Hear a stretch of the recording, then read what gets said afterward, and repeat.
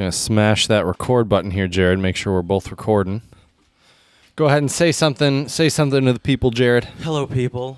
Now, this could, we don't have to do this, but I saw this on Twitter and I thought this might be a fun game for us to play. Ooh, the thing is, okay. It's not really great for a podcast. Okay. But we can do a couple of them if you want. But we're gonna make it great for a podcast. So, can you tell a Trump fridge from a Biden fridge? This is hilarious. Okay, can I take some guesses? Yeah. What's in a Trump? Oh, okay. Oh, you mean some initial quiz? Yeah. Guesses? Let me make a few predictions before we get into this. And I haven't read this at all. The Trump and Biden fridge. Since when this drops, we'll have 1 day till Election Day, right? Yeah, dude. So, here we go, people. But let's guess some Trump and Biden fridges. I think Trump fridges. Yeah. There is going to be some type of Bush, Bud, Miller type of light. Okay, yeah. Something like that. I imagine a Trump fridge would have some sort of lunch meats. Okay, sure. I would imagine it had some white bread. Do you put bread in the fridge? No, that's I'd true. imagine it have some sort of sodas, maybe like a Mountain Dew. Some pop, you mean? Yeah. How dare you? Well, some pop. Mountain Dew or soda. Coca-Cola or something like that. Dr. Pepper. Verner's if you're in Michigan. Maybe. I don't want to give that to the Trumpers. But dude, those Michigander Trumpers, I bet you they like Verner's. Oh, I'm sure. I mean, there's no way Verner's is just some sort of liberal Michigan thing. That would be hilarious. Verner's is a liberal hoax. That would be so funny, dude.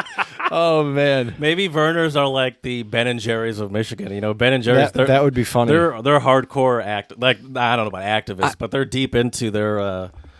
But doesn't Verner's, don't they have like a leprechaun dude as their They have a person as their mascot? I don't think so. Oh no. Chad messed up the recording and muted himself and then started recording over something, so we had to take a break because he messed it up. Good times. Good times. We were talking about Verner's for some reason having a leprechaun on the logo, and I was saying I'd never noticed the leprechaun on the Verner's logo. mascot. Yeah, I'm pretty sure there is. I'm pulling it up here, but the internet's so slow in this godforsaken home of yours. No, there's no. It's green. Yeah, look at the. Oh yeah, there is a. Oh yeah. Isn't that shit, like I never even noticed that. It's like a little. Is it a leprechaun or is it just a dude with a long orange beard? I don't know, but it's a white guy. Right. So that was my point though with this, Jared. Is that I could totally see some Trumpers seeing that and being like, all right, let's get some extra Verner's.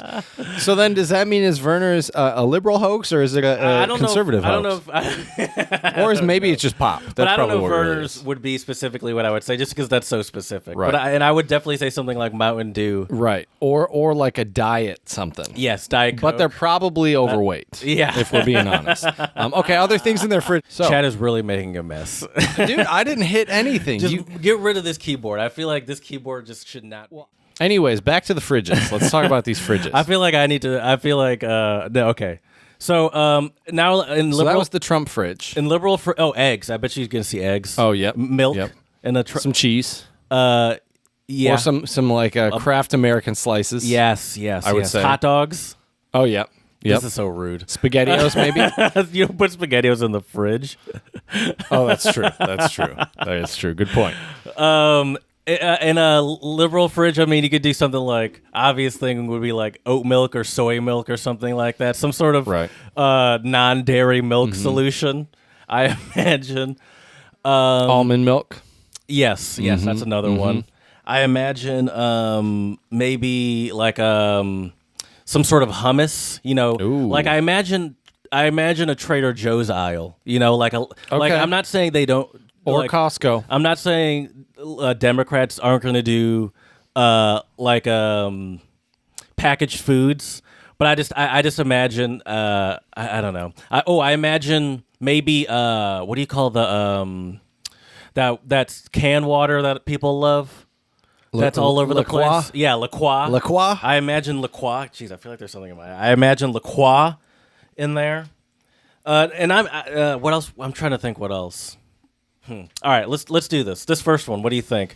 Now we'll explain a little bit. That's can you zoom in? Yeah, I was. That's my initial. Trump is my initial guess. Okay. Well, there's a section for just your standard Cold Springs water bottles. Yep. There are 2 Brita filters. There's some various bottles of juice. There's some Tupperware of fruits Tupperware and stuff. Yes. And Oh, then maybe I believe maybe this is not an egg holder. Maybe not Trump. I don't There's know. there's some V8 tomato juice there. So I think I retract after seeing this a little bit more closely. I would actually say Biden. I'm going to agree with you, too. There's some sort of carton of some sort of milk product, Right. but it doesn't look like your standard grocery store Okay, are you milk. voting? Do you Biden. pick one? All right, let's see. That's Oh, a Trump it was a fridge. Trump fridge. All right. See, Jared, you Okay, know what we that's a learned Trump from that fridge. is you always go with your gut. Our initial, I think, gut was Trump, and then we analyzed it too much. Now and that we I got it see wrong. this next fridge, I think it's important to mention that in the previous fridge, Mm-hmm. it wasn't packed. That like Right. it was pretty. I'm not gonna say it was sparse, but it wasn't overflowing or anything. Right. It This one is a lot more this packed. and this is disgustingly packed. Yep. Like there's some water bottles, half drank water Eggs. bottles. There's some water bottles still in the plastic wrap, some is out that of the ketchup plastic at wrap. the bottom there? That's a ketchup. There's a carton of some that looks like oat milk.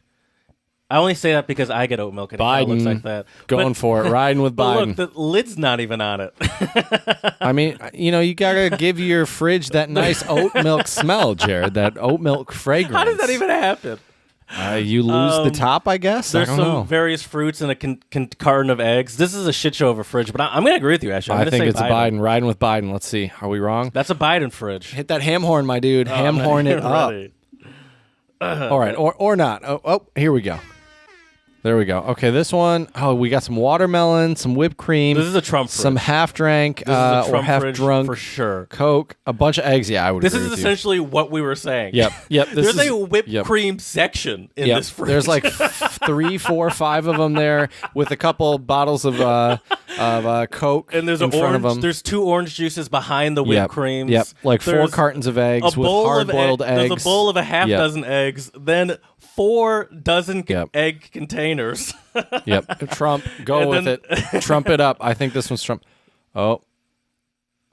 Tap an Oh. object. Oh, this is interesting. Okay. So they say before, Dude, they're collecting some data they on say us as we before speak. we say this is a Trump fridge, we have to tap what is giving us. Click the soda or the whipped cream. Okay, but the eggs is kind of doing it for me too. But it's definitely got to be the whipped cream section. You're right. Okay. Only Ooh. a Trump fridge has a whipped cream Right. section. Okay, this fridge. Let's do this fridge, and then we might need to move on and talk about some other stuff. But this is fun. Let's see here now. This fridge, we got like 3 shelves, and the top shelf has mayo. Fairly organized. I mean, kind of, but it's pretty sparse. And I would say. there's open just food in a bowl there. Something that is bothering me. Some leftovers. Off the start. Olive oil in the refrigerator. That's Right. not where olive oil. Or is goes. that olive oil for sure? I mean, as someone that actually shops and cooks, Yeah, that's olive oil. I'm gonna say no, that's I would olive agree with you. oil. That's olive oil. I There wasn't is- sure at first if there was a label on it. That's why I Okay. asked. I just the shape of the container says olive oil to me. I believe that's whole milk. Is that whole milk? It Is that says what that whole says? on the Yeah, side you're right. there. And then that's probably 2% or something. Some sort of Right. It's a normal milk. I though. think that's mayo, isn't it? That's mayo. We have pickles, cheese, Mm-hmm. butter, and then some sort of open leftovers. I don't even know what that is. Maybe some chicken like- cordon bleu. Or almost looks kind of like a pierogi. This person would. thing over I there. could not live with this person. This person is Right. chaotic. There's a pot in the fridge. Yeah, I wouldn't just leave a bowl open like that. I wouldn't Put it in leave an some open Tupperware at bowl. least. I wouldn't leave a pot in the Right. fridge like that. I wouldn't put olive. Oh, there's 2 some pots in down the there. fridge. I'm gonna go with the Trumper fridge. I'm gonna say Biden. You're gonna say, oh, all right, I get Biden vibes by the food. okay, go for it. And Let's just see. because someone votes for Biden doesn't mean they don't have a chaotic life. That's true. Yeah, Yep, it's a good Biden call. fridge. You were right, This person Jared. has a chaotic life. Okay, let's look at this one. All right, one more. All right, let's look at this one. Let's see here. I'm gonna say Biden off the bat, but this one is organized. Yep, There's La Croix. yep. There's a Coca-Cola. It's Biden. It's Biden. There's yeah. We'll just do Biden. It's Biden. Yep. Yep. That's easy Okay. Biden. Yep. It's very all right. We're done. We're done. Yeah, We're done. We're yeah. done. We could do this for hours though. That was fun. But though. it That was is fun. interesting to look at it and consider. Why? It is. We'll actually do these later, but it is sort of I know. I guess we got it right. We got all except one Yeah. right. But it makes sense. Well, no, I missed 2 of them. Okay, that's So true. two out of 4 though. If you're a baseball hitter, that's pretty decent on the day. But I feel like you got to do better than that if we're 2 out of talking 4. about Trump versus Biden if fridges. there's only 2 options. Right, right. Good old Trump versus Biden fridges. That's Dude, true. this election is coming up so fast. I'm getting a little. I think I'm getting a little anxious. Yeah. I think a lot of people have been. I talked to a couple of my friends yesterday, and we were talking about the election coming up, and I think a lot of people are in the boat. About Walmart. No, what happened with Walmart? They're temporarily banning sales of bullets and firearms until after the election. Really? Yeah. Okay. And I'm like, first of all, a lot of Americans already have a full artillery in their home. But I have heard that about ammunition, at least, that a lot of places haven't been able to get it. There's been a shortage. I think in general during this whole pandemic, there's been a run on firearms. Right. And at first it seemed a little ridiculous, and now I'm like, Right. Walmart removes gun and ammunition. Oh, I have to subscribe to the Washington Post to read that one. I hate that when that happens. Yeah, it's scary stuff, man. I mean, I don't know. I'm going to be holed up here with my Louisville Slugger and, you know. Just hugging it in the corner, Right. fetal position. Right. Yeah, I'm not. I don't plan on going out that day for sure. Right. I actually probably need to make a point to go to the grocery store before that. Walmart. So on Friday, this returning. Okay. Well, yeah. I don't blame them. But yeah, no, I don't blame him either. But it kind of says something about about the state of our country that we're living in. That Right. We have to do this. It's scary, man, to be honest. But we'll have to see what happens. I really don't know. You know, like I feel like, like even 2016, I had a different feeling about the election than I do now. Yeah. I hate to say it, but I do feel like maybe more is riding on this one.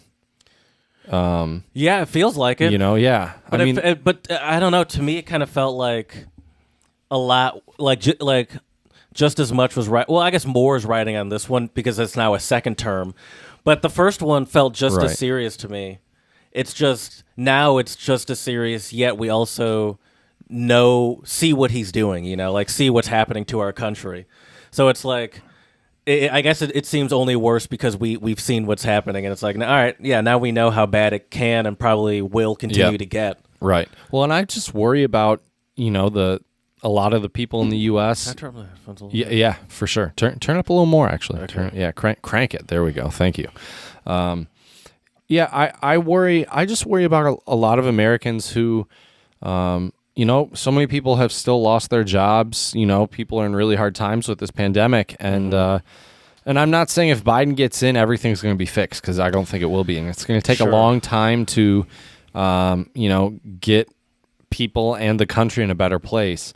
But yeah, But I feel like if you're talking about the direction that we're going, I feel like we're going so far in the wrong direction to kind of just like slowly moving backwards. Right. Yeah. Well, it's scary too, just because a lot of the influence comes from, you know, such older generations that are going to impact all of these young people who didn't do anything wrong. Yeah. You know? Well, yeah. But then we also look at the Supreme Court, and it's like the last 2 people, like Kavanaugh and this Coney Barrett woman, they're like in their late 40s. Right. Which is young, kind of. Yep. For a judge, yeah. For a judge. Yeah. It's like that's like a good 30 years if you're healthy with the best healthcare in the world. Right. Of informing the law. Right. On the highest level. Yeah. It's crazy stuff, man. Yeah. Crazy stuff. But let's talk about something positive. You wanna, you better believe I want to By the way, spread I'm going to turn that up first. Welcome to the Untranslatable Podcast. Follow us. That's the first spread a little love that I want to spread. Untranslatable Podcast. I feel like we do need to make a point to, at some point in the beginning of the podcast, just make it clear who we are. Untranslatable Podcast on Twitter.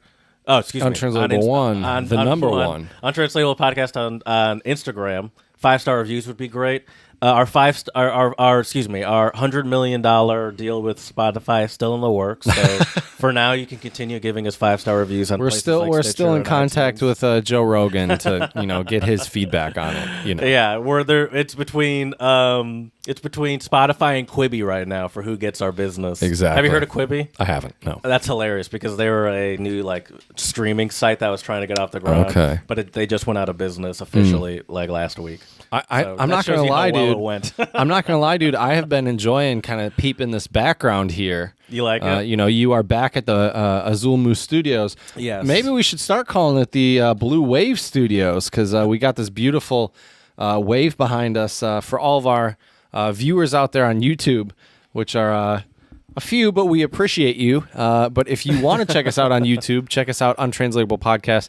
We also have some epic tunes on a playlist called the Song of the Pod playlist. Well, I'll take a picture of you in front of it after the pod, and then our hundreds of Instagram followers will see it too. That's right. They'll be graced with that. Do you want to spread that love? Sorry. Yeah, let's spread some love. So, and actually, Jared, we forgot to talk about this at the in the last episode, but we both we didn't talk about the Borat movie on the pod, did we? Yeah, I literally was editing the last pod because we talked about it after the podcast, and I witnessed you in the edit. Go move your arm to turn off the recording, and Jared was just like, no, and I'm like, wait, why would you do that? Because there was a good 10 minutes after that. Anyway. Well, usually Jared talks about some NSFW. I think it's probably for the best though, because obviously there's more likely that people will listen to this part than after the very end. The bloopers. He's been getting some shit for that. He has been.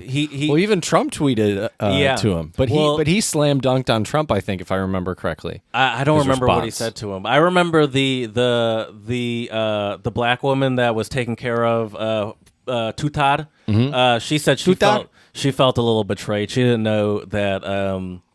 She didn't know it was a joke, and that and so she thought Tutad was actually a sex slave that she was trying to help. Right, but at the same time, she wouldn't have reacted the way she. I understand where she's not coming from. She's not an actor. There's no way she could have gotten her to react like Tutad. Right. If she actually, or not like Tutad, but give a genuine reaction. Right. And I could see why the can we say her name? I don't want to just call her the black. I just woman. don't remember what it was. I don't either. Janice. Okay. Janice Jones was recruited for the film Borat that sees Kazakh journalist Borat playing pranks on U.S. citizens. And so for our listeners out there who haven't seen Borat's subsequent movie films, let's give them a quick little, not tell them, first of spoil all, it, but tell them about I would the movie. Say the Rudy Giuliani thing, I hate to say it because I hate him just as much as the next person. You're spoiling it.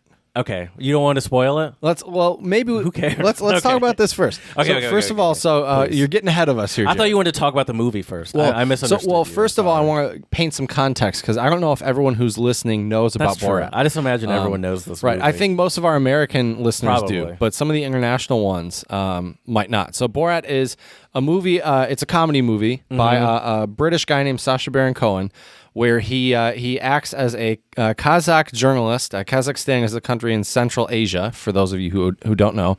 And if we have any listeners in Kazakhstan, shout outs to all of you. We appreciate it. I actually have a hat that's a Kazakh hat up in my room. I had a teacher buddy that was from Kazakhstan. But anyway, so this comedy movie, Borat, is from Kazakhstan. He comes to America. First movie he experiences America, does a bunch of crazy stuff. He's a journalist, right? But that's his job. And he's making a documentary about America, and it's just ridiculous. And so this is the sequel.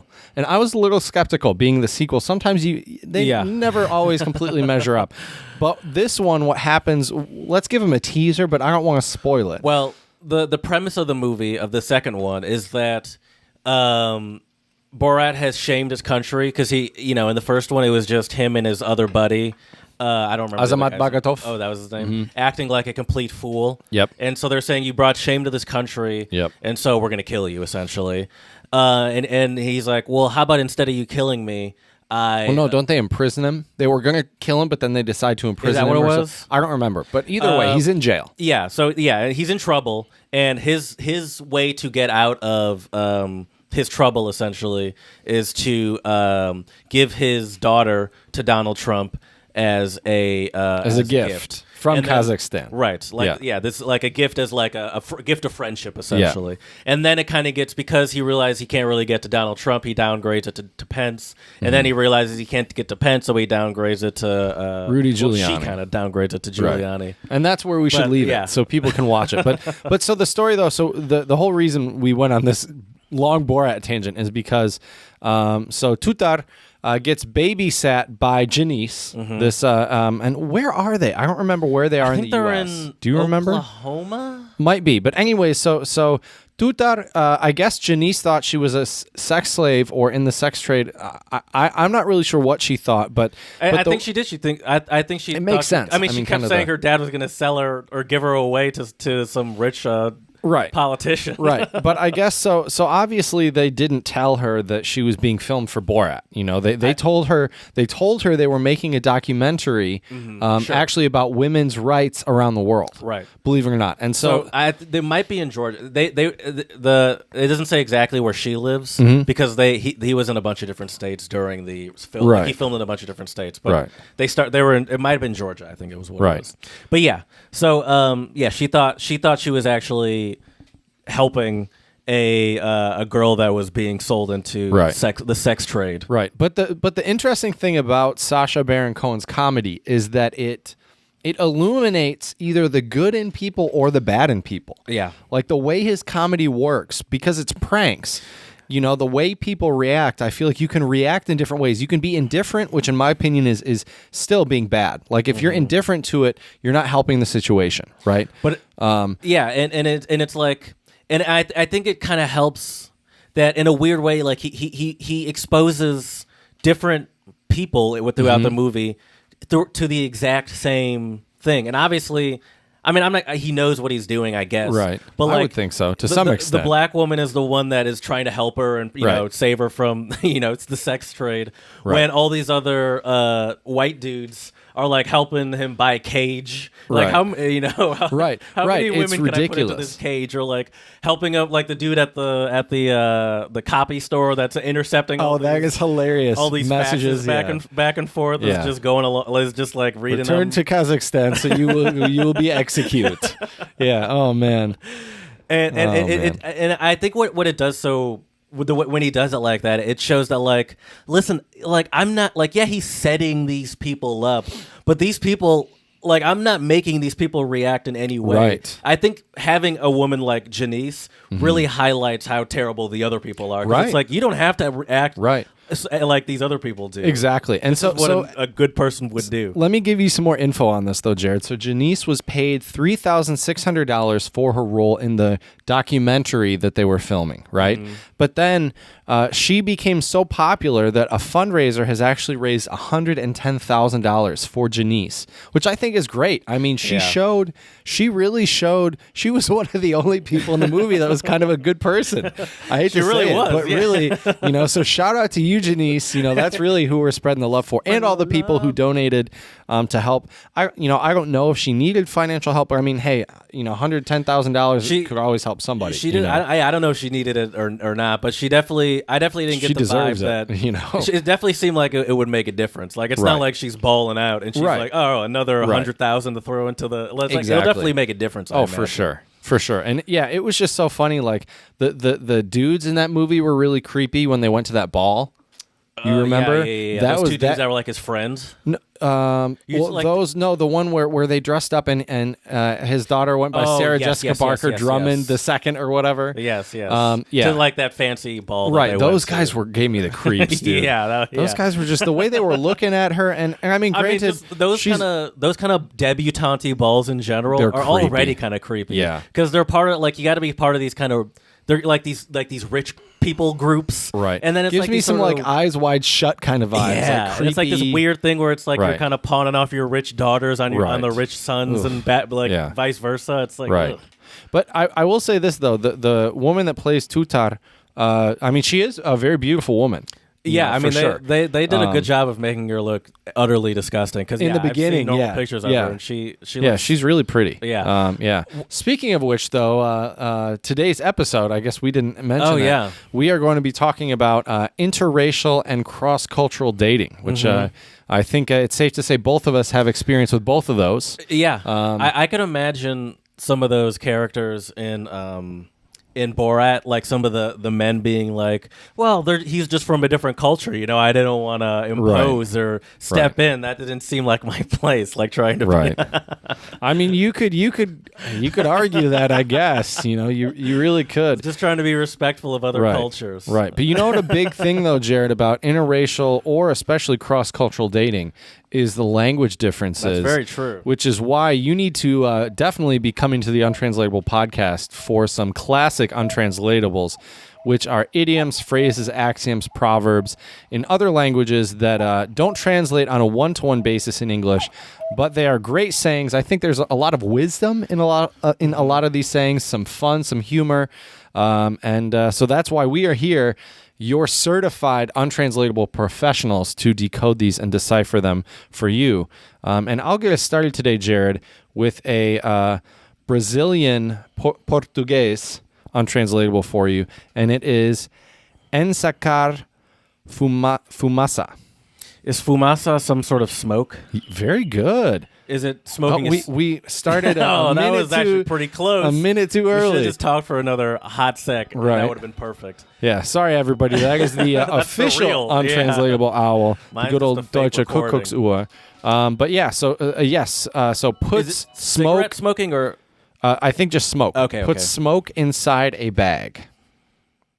Is that almost like catching lightning in a bottle? What does that mean? It's like, I've never which heard is an that American before, but I like untranslatable, which is like you kind of got lucky and caught some. So it's like if you're like I don't know, if you're like some sort of ultra rare animal, like a unicorn videographer, and you say I don't know, you say get Bigfoot. You call get like the unicorn, Bigfoot, but you got a good shot, but you're never gonna get it again. Right. That's kind of lightning in a bottle. That's a weird example. No, but that's like this you one got lucky and something good happened. I mean, let me ask you, Jared. Is there a point to putting smoke inside a bag? Is that a good way to spend your time, do you think? Oh, is it just like a dilly-dallying, almost like wasting time? Hit that ham horn, my man. Yeah, wasting time, putting smoke in a bag. I like that. That's such a weird one. It makes sense, though, in a way. I mean, it's like you're not doing anything. Like, what are you doing? You're putting smoke in a bag. Like, why are you wasting time? I don't know. I've been to Amsterdam, and I saw them putting smoke in a bag in some store that they called a coffee shop, and it looked like it was doing something. Well, I think that's a little different, maybe. But my first untranslatable is Welsh. And it's oh man, I probably should have thought about this beforehand. The translation. Yeah. Can you Google Translate it? Yeah. Let's see. Will it pop up? Yeah. It's kind of like that one news anchor guy that had that super long, like 40-letter town name in Welsh, and he was just like and like said it right. Oh, he said it right. It was crazy. Yeah. Oh yeah. Welken van Buch. Welken van Buch. Welcome fun. Play it with the computer again. That just sounds so funny. Yeah, this is too robotic.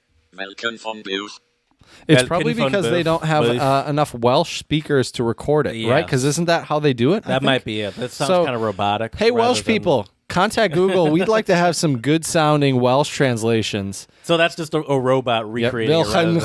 Like if you get like some popular, like how are you in French? That's a person saying that. I feel like you could make a really funny techno song with like some of those robotic. Oh, I bet you could. Yeah.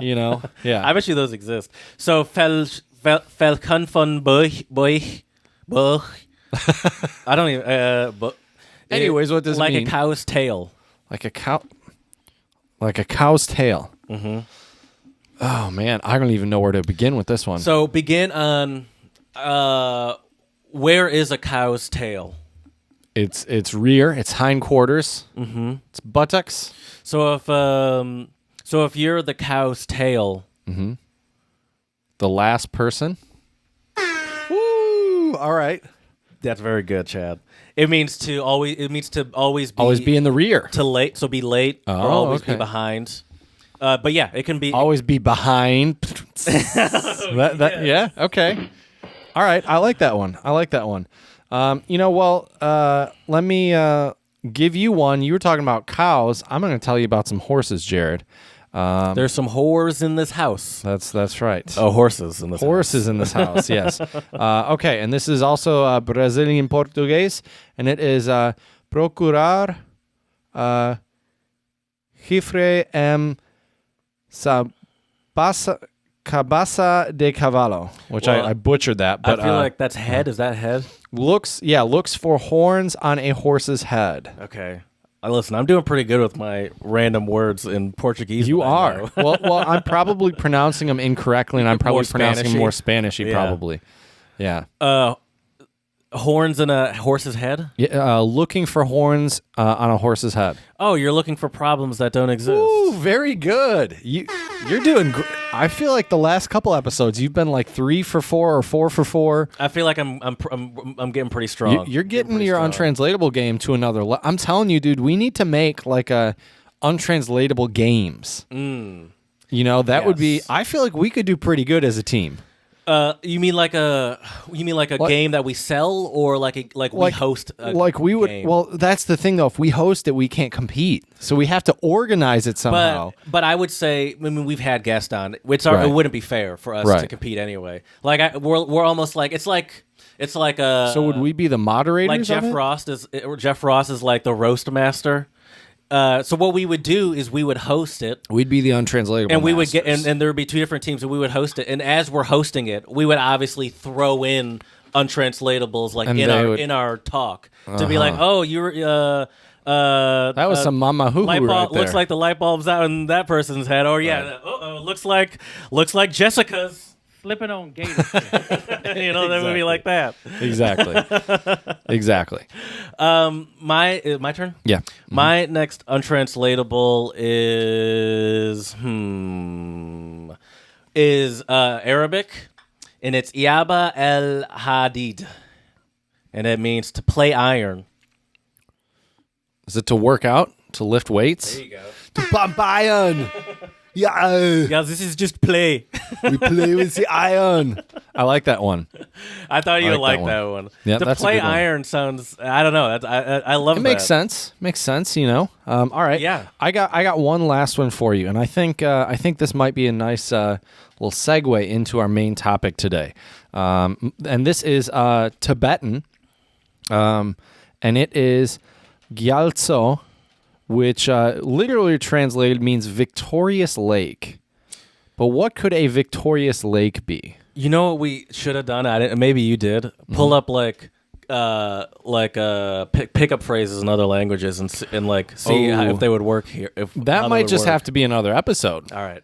That would be a great idea, actually. I'm going to write that down before we forget. What did you say the untranslatable was? Victorious lake. Is that victorious lake? Is that like you successfully asking someone out on a date or something? I don't know. Maybe I got thrown off by you saying Victorious Lake. Mm-hmm. Victorious Lake. Is it gross? Is it like dirty? No. Okay. No. Okay. So, I mean, I guess you could, if something's victorious, right? It's like if an army is victorious, is the army usually big or small? Big. Okay.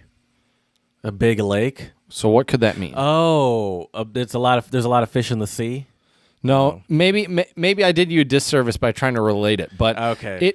It just means ocean. But the reason why I like this, there's 2 reasons. One, I think Tibetan is an interesting language, and I have a couple students in my class from my fellowship that are from Tibet. Next episode, we'll talk about the fellowship because I forgot to bring that up. Right. I got some interesting updates for you. Anyways, but the reason why I bring up ocean is because I feel like a lot of at least cross-cultural dating comes from traveling around or over oceans. Oh, sure. Meeting people, especially I think a lot of people who date cross-culturally, it's because they're working abroad, living abroad, studying abroad, and they meet people there. So I thought that might be a nice little segue into today's episode. Yeah. Main topic. One untranslatable, by the way, that would not, that is definitely a cultural thing that might work and might not work is you have a fat ass. I mean, that's what some Americans might say. That could go many different ways. I feel like a lot of countries you would get slapped, probably. You think so? Well, yeah, because look at a lot of countries where the women try to be pretty thin. Yeah, that's true. Is it You know? just Americans or is it just black people? Not just black people, because that's not true. But is that where it comes from? Don't ask me, know, man. white I people- can't. I is couldn't it tell you. American, because I think it's an American thing. I think so.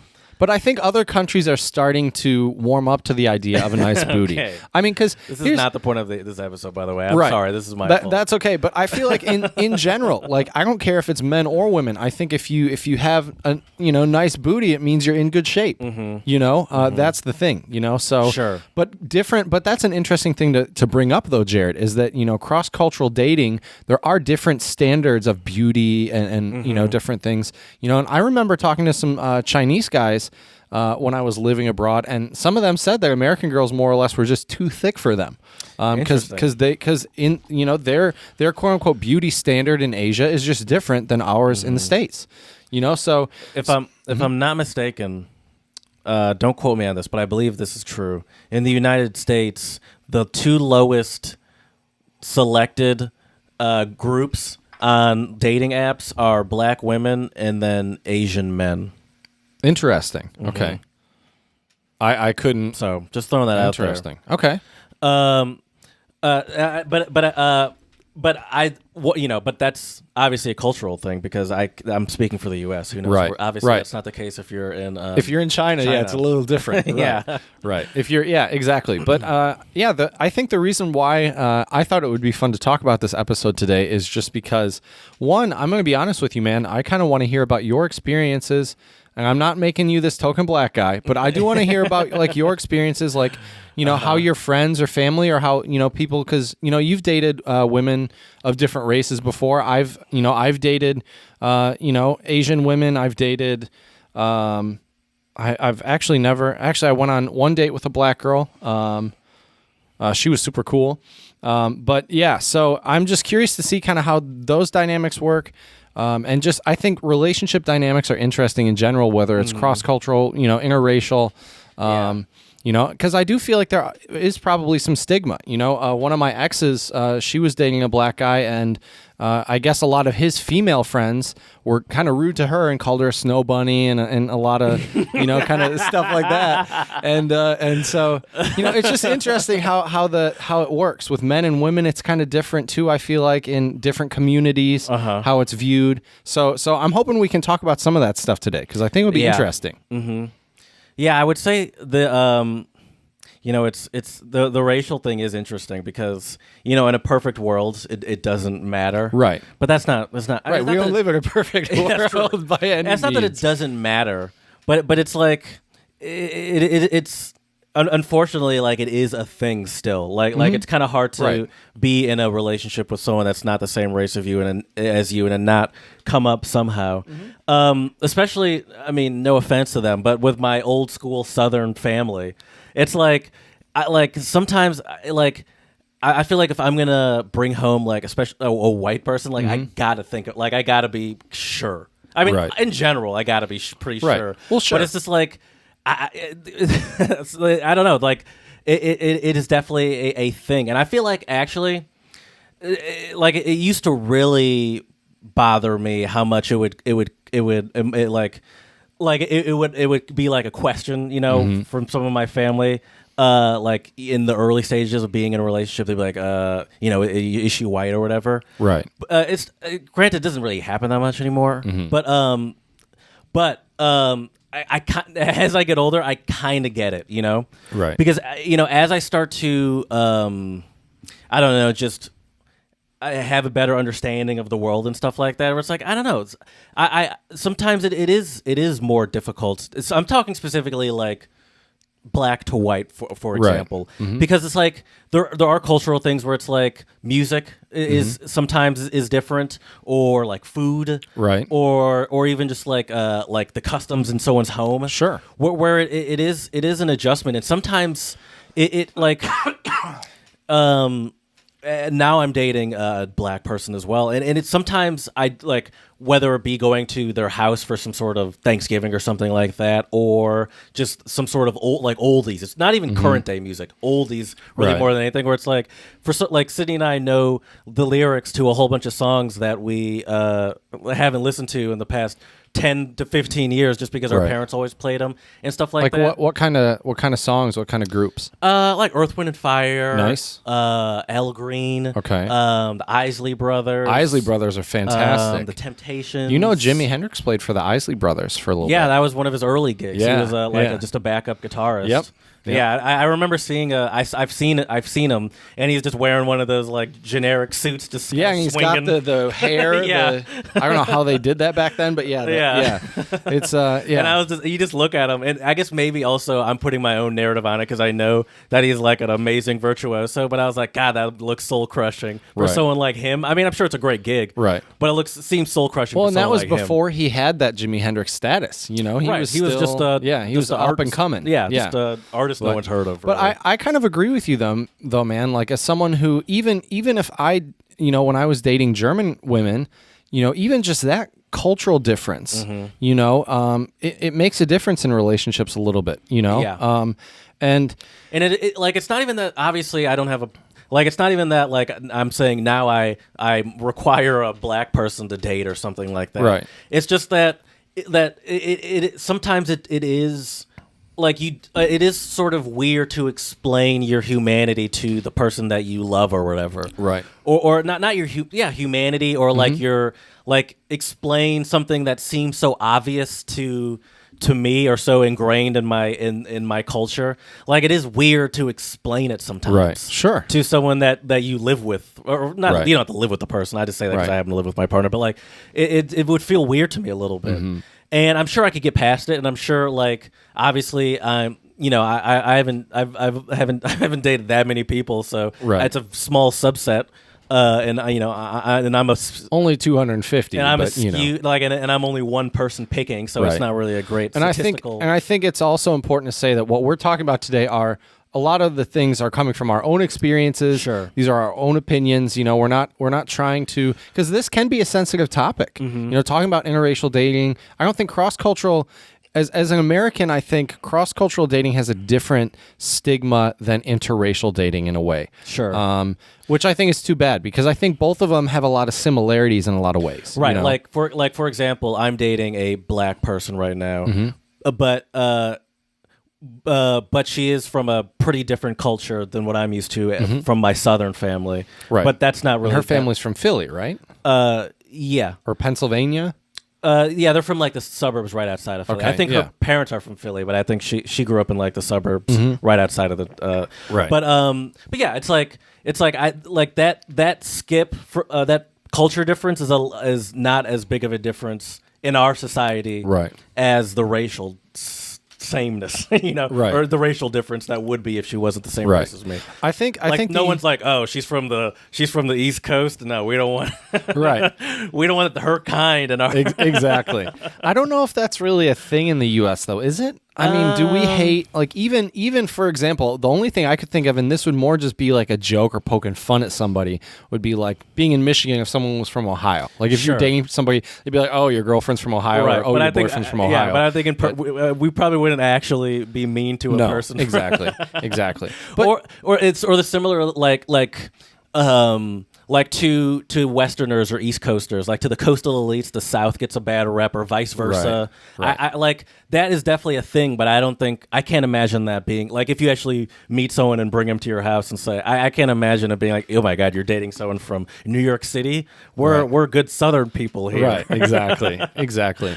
Well, at the end of the day, I mean, if you're dating somebody, you should be dating them because they're a good person, not because of where they're from. But I will say the culture, but there is still getting used. Like there is still adjustments culturally. It's not as big as a like a problem.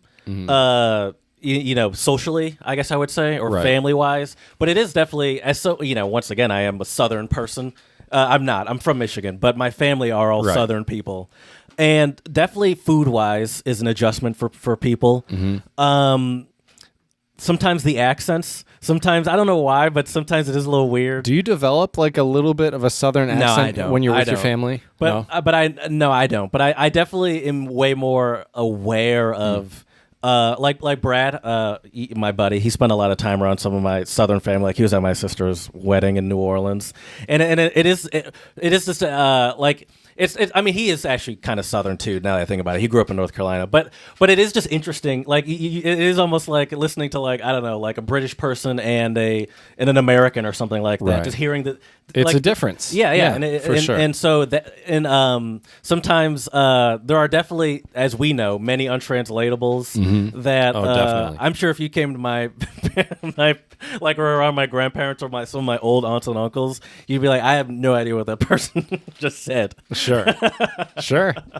I mean, I feel like it's like that if you go anywhere where they have like strong regional dialects or accents. You know, I mean, there were definitely some people I met in like some smaller towns in Germany and Austria, and I'm like, yeah, I have no idea what you were saying. I mean, even going to Austria, Vienna is a major metropolitan city, to but get used to Viennese, and that's probably the lightest form of the Viennese dialect, I would imagine, in Vienna. You have to go further out. Like, I'd imagine in the bigger country, city in would the be out in the country Right. in Vienna, Right. Yeah, and then you'll hear because I remember a couple times when I went to the Naschmarkt, which is this big market in the fourth district you get of the people Vienna. that would come in from and the farmers when they come in, they can be especially really like the difficult to older understand. people, because they don't care, and they talk fast too, and because that's kind of how they sell to you, you know. But yeah, I think the fascinating thing too about interracial and cross-cultural dating is that the fact that there is a lot. I guess I kind of thought of this because of the dialects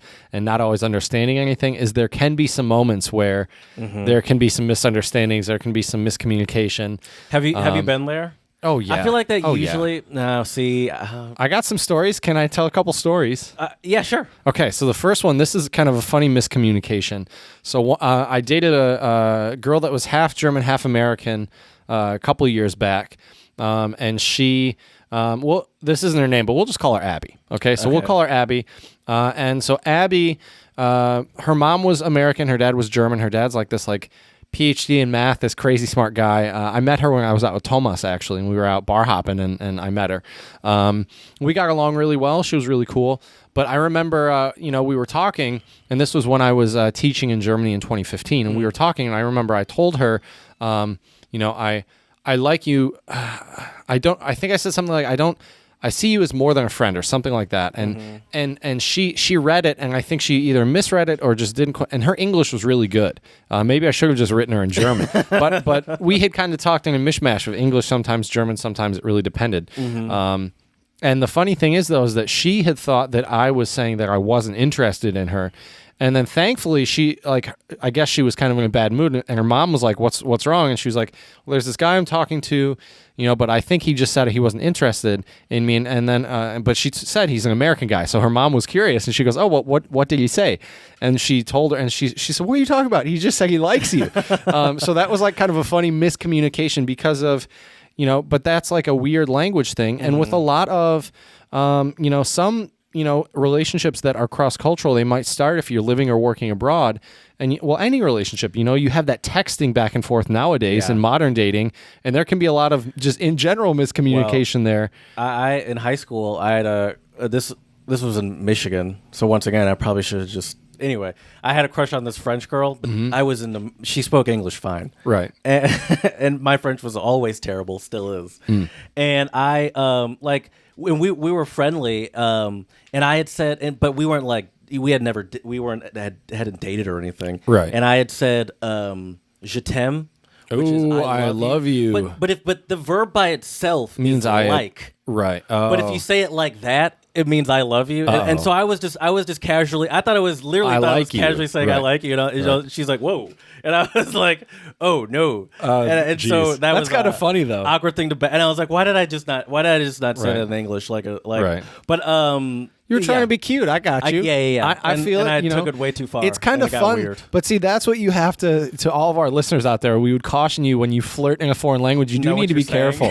Yeah, you do, because there have been plenty of times in German where I've made some mistakes, and I have to say I have to give a lot of people credit who date Westerners or Americans or even foreigners, when I say people who aren't from the same country, and a lot of times they use English as an intermittent language between the two of them. Like I had some friends where they were one of them was Chinese and another one was Serbian, and they spoke in English to one another. That's But I think the interesting thing about these cross-cultural, more so cross-cultural, obviously, than interracial too, I guess, because if you have a white or a black person and a Latino who grew up speaking Spanish, I'd say if you're crossing borders, it's much more likely to have language. Races, it's probably going to be a intercultural too. Like if it's interracial, then it's intercultural. But if it's intercultural, it doesn't have to be interracial.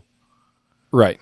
I think I think interracial is it has to be intercultural. Intercultural does not have to be a different race. Yes. Yeah. For sure. Okay. Yeah. The interesting thing is that I think that's a big aspect of like looking back at some of the relationships I've had. A lot of it, I think, did come from at least the German girls I dated. I loved speaking German. I was learning German. So it was, I hate to say this, well, no, I don't, because it's not why I dated them, but it's a lot of those relationships started off because I wanted to practice my German. I mean, there wasn't, one of the girls I was talking to, she was, absolutely beautiful. So, I mean, that helped. Is that rude? You feel like you're using them when you say it like that or something? Exactly, but I never was. It wasn't, it started, but that's the funny thing I think is a lot of relationships, they start off, you don't start off a relationship generally speaking, at least I never have, where I was like looking for a relationship and you know what I mean? You're not going into it the first time you meet this person, like, I'm going to date this person. Exactly. Yeah. But, maybe some people I'm sure have met their significant others and were thinking that, and there's nothing wrong with that. But for me, like the thing about my I think that's actually might be changing a little bit with online dating. That's when true. You just meet a stranger. It's That's like true. You're not meeting up to just be friends, really, a lot of times. Right. Whereas, but this was also before all the internet dating when I met a lot of these you girls. Had to actually meet people. Right. Yeah, you had to. Well, we also weren't in the middle of a pandemic and weren't supposed to stay at home as much as possible. So, but yeah, and I think the language barrier, it adds a different kind of. I think you need to be able to communicate so clearly. And I've never understood, especially there were a lot of white dudes I met in China that were dating Chinese girls that didn't speak very good English. And I'm like, what do y'all even talk about? Because you're Chinese. I mean, not that my Chinese is good. Mine's terrible. Yeah. I have been learning more from my students, which has been awesome. But anyways. I never understood that either. Like how relationships could form when there's no mutual language that people are like, and I get being attracted to somebody. I get you can still have fun with somebody, but at the same time, if you can't connect on a communication level, I think long term, But I think at the same time, what can happen with some relationships is that will motivate one or maybe both of the people to try to learn that other language, and it's really crucial. I think, especially, I can tell you just seeing and talking to other Americans and Westerners I met while I was in China. That were married or dating Chinese girls or Chinese guys long term. What was interesting is the parents of Chinese girls and guys reacted a little bit differently to them dating foreigners. It was weird. The Chinese guys, a lot of the parents were like, "Why are you dating a foreign woman? You should be dating a Chinese woman." Not a lot, but some of the Chinese girls' parents, they were actually happy. It was interesting. Like I don't know why that is. Yeah, I'm trying to understand that in my head. And anything I say, I'm thinking. I was like, I don't want to say that. And now, granted, this was only from 5 or 6 different people I talked to. So this is not like empirical data. I think it's probably safe to say that there is going to be a difference in reaction between male and females on who they bring home. I just don't know why that would be. I can't figure out that part. But that makes total sense to me. I mean, in any sort of culture, women and men are usually treated differently. Right. That's true. That might be an interesting episode. That'll be a touchy subject, and we'll have to be careful with it. But I think that might be a fun one to talk about at some point. Yeah. Just gender differences in different countries, because I think there are a lot of them. Yeah. And the point of our podcast as an untranslatable podcast is we got to talk about some of these things. Well, speaking of the dating, that's something I wanted to talk about. Is the difference in like the idea of dating? Oh, that's a good point. Because I feel like good point. I don't listen. I don't know what I'm talking about, but I feel like that's a very American idea. Right. Well, Especially but the that's level of changing dating now we too. Yeah, That's changed I a agree with you. lot. feel like I think the last 5 years with all the apps and stuff, Yep. and like it's probably growing as an idea, globally. Right. But I feel like, in the past before that, like I feel like Americans were stereotyp like dating was kind of a stereotypical thing for us, Right. And the idea of dating around and sort of. Americans have the. Is this true that Americans have the stereotype that we're sort of promiscuous? Oh yeah, Okay. for sure. I would say at least the people, the international people that I've talked to, I think Americans tend to be considered fairly promiscuous. Also, a lot of Europeans, depending. Okay. I mean, look at like especially if you take Berlin as it's an extreme example, but I mean, I feel like people are just having a crazy good time in Berlin. With all the clubs and probably not now with Corona, but in the before times, as my boss says. I love the way she says that, the before times. But anyways, yeah, I think it's.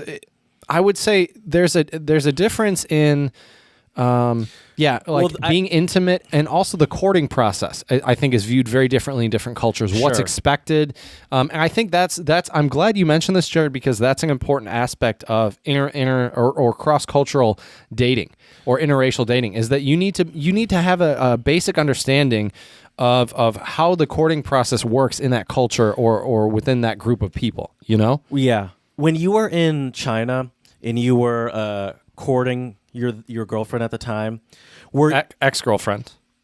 Oh, yeah, I guess that was girlfriend at the time. Girlfriend Is at the that not time. same Sorry. thing? Yeah. Okay. Gotcha. Well, we'll make it clear. Ex-girlfriend. Was there something in your mind where it's like, I need to, like, if I'm gonna go out with this girl, woman, lady, I'm gonna maybe take this, I don't know, more seriously than I would in the U.S. I don't know if that's the right word. Right. But it's like, is there an assumption that, like, all right, culturally this is going to be different, so the expectations might be higher if I'm going out with her a bunch of times without any real plan? I will say this: we definitely were exclusive faster than I was in a lot of other relationships I had. I will say that, and now I don't know if it's. Honestly, I just think it's because, I really, really liked her. And that's just, I don't think I was really thinking of any cultural differences, Interesting. But maybe I was subconsciously, maybe I was. The fact that you liked her so much was, I guess, but culturally speaking... Here, you need some help? No, it's okay. I just need to move. Sorry, I need to plug in my computer. Yeah, people. you're It's good. about to die. You're But good. culturally speaking, she... probably would not have been as receptive to just casual dating. Right. Like the idea of dating around. Right. Yeah, for sure. I don't. Yeah. Well, I think. I just don't think she's that type of woman. But I'm sure. But is that like a cultural thing, or I think so. Well, first of all, it's important to mention. She was Russian. So Sure, I think yes. I think that also is a little. Although she grew up in the Asian part of Russia, so that is also a little different. Pretty conservative. Well, I don't. Maybe I'm not really sure because I haven't really spent time over in Eastern Russia. I'm just making but guesses. could be right. But yeah, I think there is a difference in. I think a lot of Americans are more comfortable with like hookup type of relationships, whereas I think there are a lot of other cultures where that's. I could be wrong, but at least it seems like from what I've read and heard about like. Dating in Japan, dating in South Korea, definitely dating in China. Like, I just don't think, I just don't think they, and, maybe, I don't know if it's true or not, if they're any more or less promiscuous than we are in the West. I think the stereotype or what the image is they're less, but I'm not sure. If anything, in these more conservative countries like that, it seems like, at the very least, they're not talking about it as much as we do. Right. So, whether they do it or not, I mean, everyone is horny, but they're definitely. We all have our needs. I think there's definitely more shame around it, for sure. Yeah, well, and I don't think they do talk about it as much as we love talking do about here. it here. I mean, that's you open true. up Twitter, there's 48 conversations about eating butt. Well, look at that's true. I mean, look at social media. Look at what's on TV, what's on Netflix. all sorts of different places for sure. I think the big thing about really just dating in general, to be honest. I don't think this is an interracial, intercultural, cross-cultural, any of that. This is just dating in general, especially if we have any of the young ladies and gents listening. I think the key with dating and courting in general is you just have to be transparent.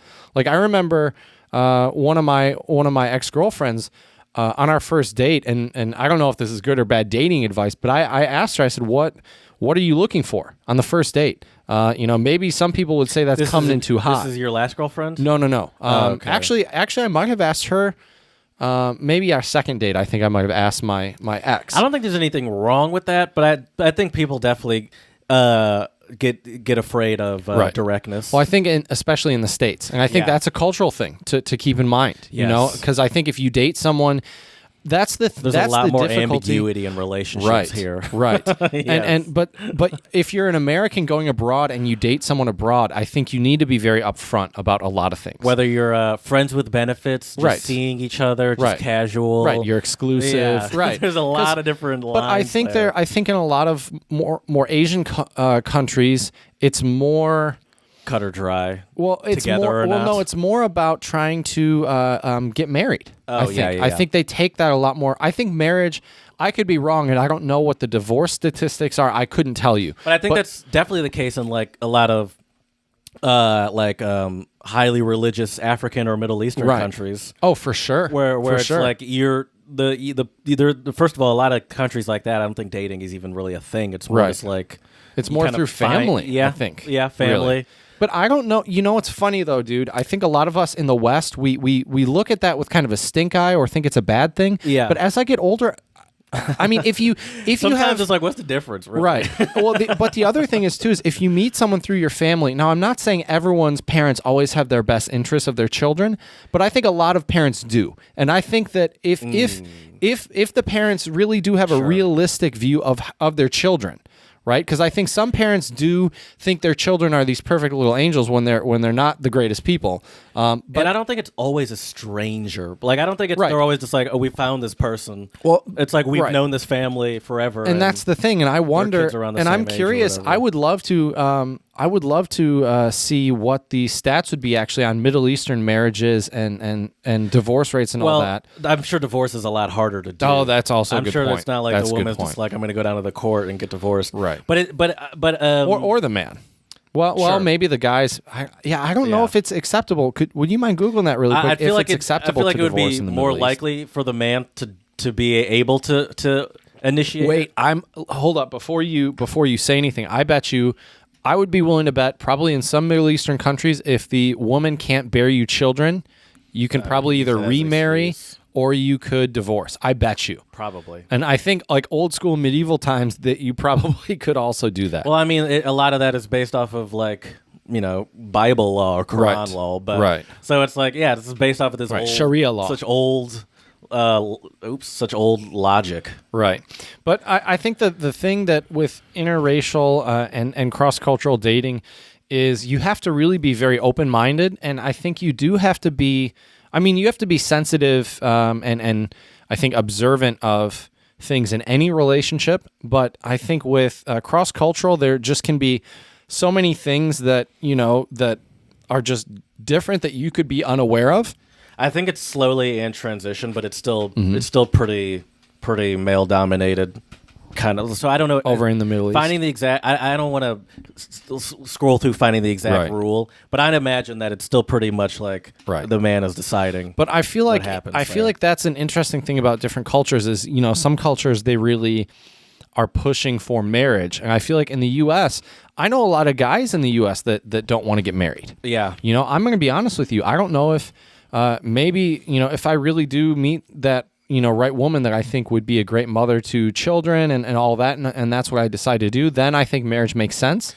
But I think I'm not like I'm in no rush to get married. Like marriage is not something that I'm shooting for, but like if I'm with the person that like I think I want to spend my life with and they want to do that, I'll do it, sure. Right. But it's not like I'm sure my partner would love to hear that. Right. But it's not like I'm not like oh I need to have this ceremony. Right. And even still, I would insist upon it being a pretty small thing. Like I don't like the idea of like bringing in family from all around the country, right? And all these people coming. Yeah. I think it's important to be aware of these things before you go into a relationship, because you know, you don't want to. Because I think that also can give. I'm thinking more as a white male. I'm thinking more of white dudes in Asia, where, you know, I've heard stories of, you know, they date, you know, Chinese, Japanese women or South Korean women or whatever. It doesn't really matter where. And if they're not, you know, a lot of these girls, especially if they, you know, are dating someone in their early 20s, some of these girls are really hoping for marriage and might want to have a family or whatever. And if you're not upfront with them, you know, you could be leading them on, wasting their time, and this goes for guys and girls. I don't think it really matters that much. Sure, but everyone wastes everyone's time. Let's be well, well, I think the key is you have to really be transparent, you know, and you know, not all relationships are going to work out, but at the same time, I think it's really important to, you know, talk about those things. You know, I think honestly, if things would have gone differently with my ex, I might have gotten married. You know, if things would have been different. But I think you have to have those conversations or be willing to have those conversations, especially, I think, when you are meeting someone abroad. And I think there are other challenges as well when you start dating them, just because you are viewed kind of as an outsider, you know? Yeah. What about, I'm thinking about dates. What about, like, paying? Do you think that there are cultures where... 100%. That's too easy. 100%. You don't even know what I'm about to say. Okay. What do you think I'm about to say? Paying for dates. Do you think I was going to say, do you think there are cultures where it is frowned upon or looked down upon, or sort of not customary to pay for the woman? Where it's like on the first date, if you pay, where it's like, oh, that's kind of presumptuous. Right. Sometimes in the U.S., it seems like you have to be a little careful. Honestly, I'm gonna tell you what I try to do generally on a first date. Little pro tip for all the. I'm kind of mad that I'm not going on a new first date anytime soon, because well, hey, you can pretend it's a new date with your lady. Yeah. You know, you guys could do like in Modern Family, do a little role play. Okay. Give yourself some name tags. You know, you could be Jart or Herr Blackshaft. You know, speak with a German accent. Yeah, I'm here in the business with automotive industry. So, anyways, I wish I had it in me to commit. That would be hilarious. I don't know if I could. I don't think I could do that either. But anyways, what I tend to do, at least in the States, and see, this is a cultural thing. So in the States, if I go on a date with a girl, I generally will go Dutch with her, especially if we're having dinner. And for the people out there who say, well, you invited her, I mean, yes, but at the same time, I think there are a lot of, I hate to say this, but I think there are a lot of people now who, I had a couple girls on Tinder a couple months ago when I still had the app on my phone. I think a month ago. I think I broke up with my ex a month ago. It was after I'd broken up with my ex. But anyway, so the point is that, did you hear that? That's right. Well, I'm not trying to be, you know, unfair or you know, I think that is a little unfaithful. Sure, of course. But the whole point here is that one of the girls straight up, you know, messaged me and she's like, so are we going out to eat, and are you going to pay for my food? And I was like, and literally I said, I don't even remember what my opening line was. I mean, even if I would have paid, if someone asked me that, I wouldn't go on a date with that person. Well, I didn't. I obviously didn't. But the thing is that you have to be careful. I think some people do use, especially I think some people use guys for, you know, just having them pay for stuff. And a lot of guys will happily oblige, you know, and I'm happy to oblige. Sometimes I will. It's just easier that way. Well, sure. But that's also, I guess, kind of privilege. But see, also, if it's, here's an example. If we go out for coffee or just a couple drinks, sure, I'll gladly pay. But if we like do dinner, and it's like if it's like 60, salad, right, main course, couple drinks, it adds up. Yeah, you know, and so that's when, like, I'll never forget this girl that I went on a date with a couple years back in East Lansing. I feel like I'm digging up all my dirt here, Jared. This episode, I love it. You know, I remember we went out and we went to Hopcat for dinner. And you know, the check comes, and she looks at me. And I go, yeah, we'll split it, because I remember I had asked her some thoughts about look at this guy, about paying and stuff. Like, we had kind of talked about, like, relationships and dating while we were, having our dinner. And she said, I really appreciate it when someone realizes that they do something because they want to, not because it's expected. And I really like it though when, but wouldn't she have liked it if you wanted to? Well, no. Her point was that she liked that she also felt like she could pay for herself. Is kind of what she had hinted at or said or whatever. And so you gave her, like, you're giving her independence a little bit. Is what she had said. You're not like, I'll take care of the lady. Right. It's like, yeah, I'm a person too. I can take care of myself. Right. And she was an adult, had a job, and so when they asked to pay, I was like, yeah, we'll split it. And it was funny though, because she didn't give me a bad look. They didn't ask. They just were coming, and you're just because I looked at her and I was like, yeah, I think we'll split it, and she said, yeah, that's fine. So but I think that's also how you can kind of gauge. Yes. But see, here's the other thing. Because that's the thing. It's also very interesting to see how someone would respond to that. But see, here's the other thing: is after we'd gone to another bar for a couple other drinks. I paid for all those drinks, we only had 2, but I could have been like, we'll split, but it was kind of just like it's also kind of annoying at a bar to split it. Well, but the other thing was too, is that I think, but it's also, for me, it's also gauging how serious I am about the person, because for her, I didn't really know her that well. We had met on a dating app, and it wasn't, I'm going to be honest with you. She's a kind of a stranger, essentially. Right. And yeah, so... Not kind of. She's a stranger. She is.